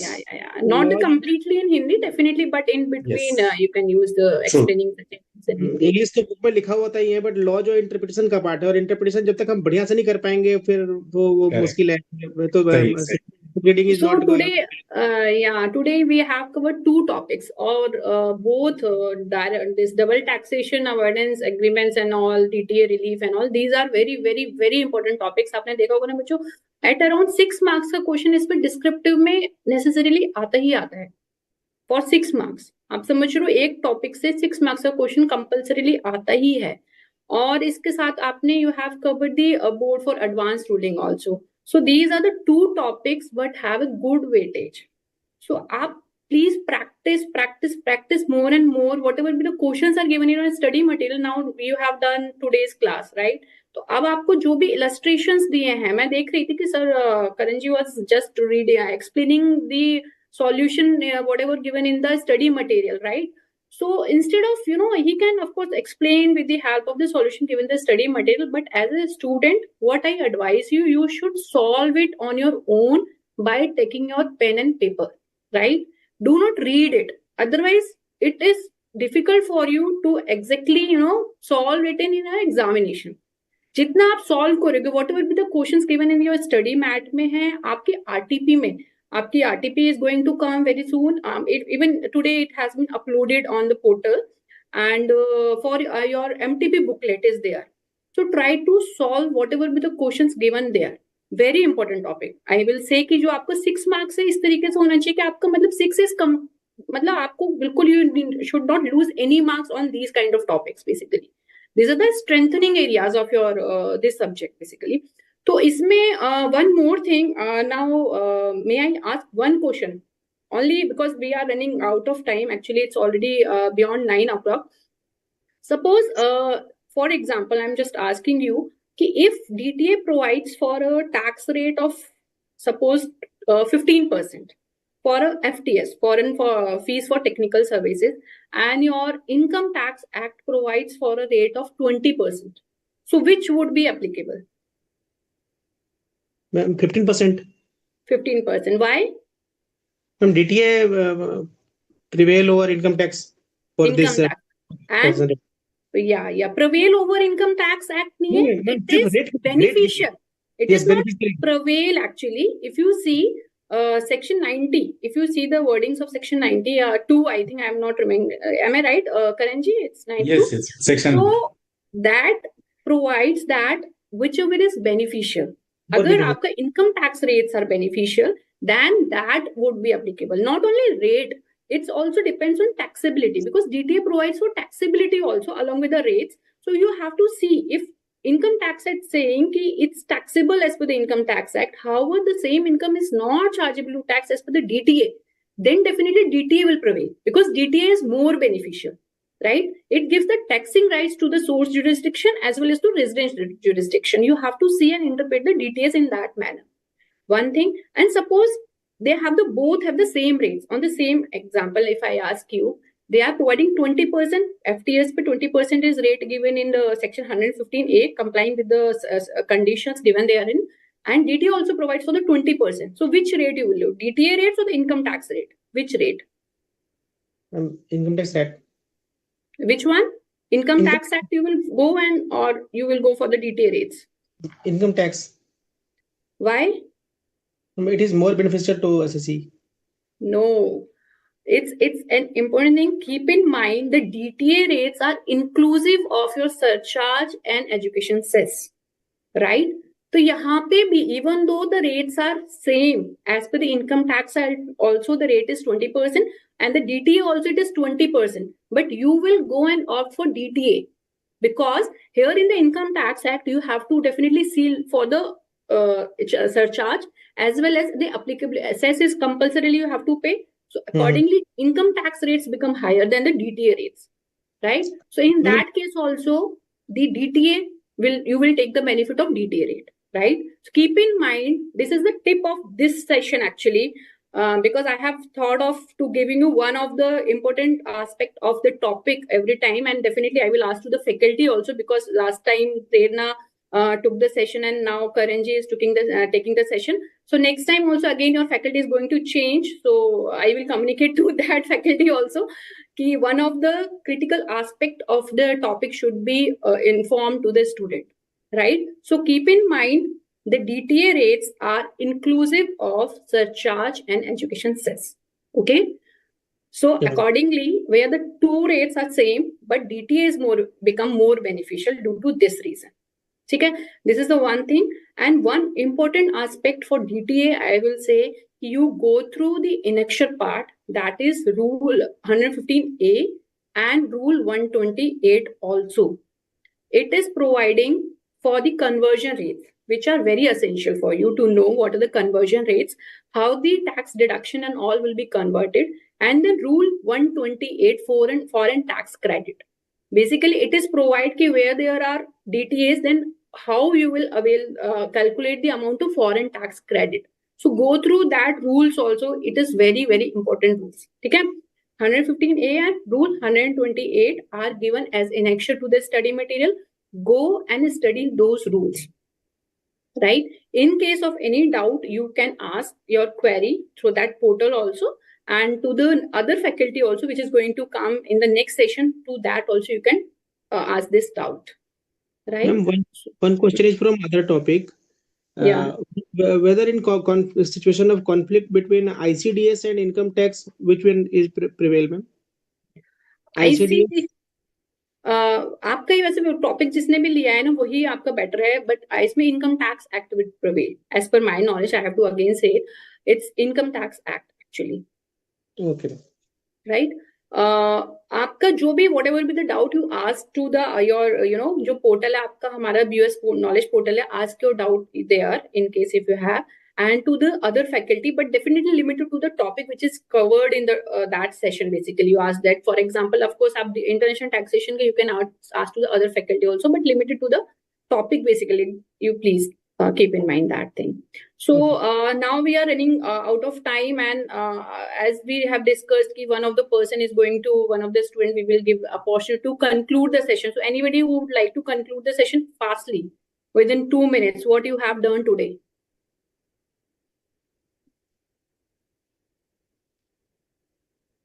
Any of you would like to do? Advance relief को ma'am कर सकते हैं. Okay, double taxation relief का अभी आपको देखना पड़ेगा. Advance relief में what you have done? Ma'am उसमें हमें बताया गया कि रेजिडेंट और नॉन रेजिडेंट एसएससी ये एडवांस रिलीफ को जा सकते हैं. उसके लिए एक सर्टेन प्रिस्क्राइब फीस है, वो उनको पे करना पड़ेगा, और हमें 30 डेज के अंदर में उसको विड्रॉ करने का टाइम मिलता है. अगर आगे हमें कंटिन्यू नहीं करना है तो फिर 6 मंथ के अंदर हमें रूलिंग पास होने का टाइम लिमिट दिया गया है, और अगर हम उससे अग्रीव्ड है रूलिंग से तो फिर हम हाई कोर्ट में अपील कर सकते हैं. Yes. Note down the timings also, because you have to learn the timings, whatever the timings are there with the high court and withdrawal of the application, all those things. The fees prescribed under for this filing the application and all, you have to learn those things, and definitely you have to be focused on how you are going to present your answers for scoring a good marks, right? Try to follow whatever be given in your RTPs and your study mat and all. You have to be restricted to the particular provision, basically whatever the requirements, accordingly you have to answer in your answer sheets, right? So that's all for the today's session. I think Karanji, we can conclude the session now. Yes, please. We can do it. So we are going to meet in the next session. In case of anything, any suggestion, you can definitely give through the feedback form. Please fill that feedback form. Right, we are looking for the feedback form to improvise, our LBC classes. So thank you, students. Thank you so much. Good night, everyone. Good night, ma'am. Good night, everyone.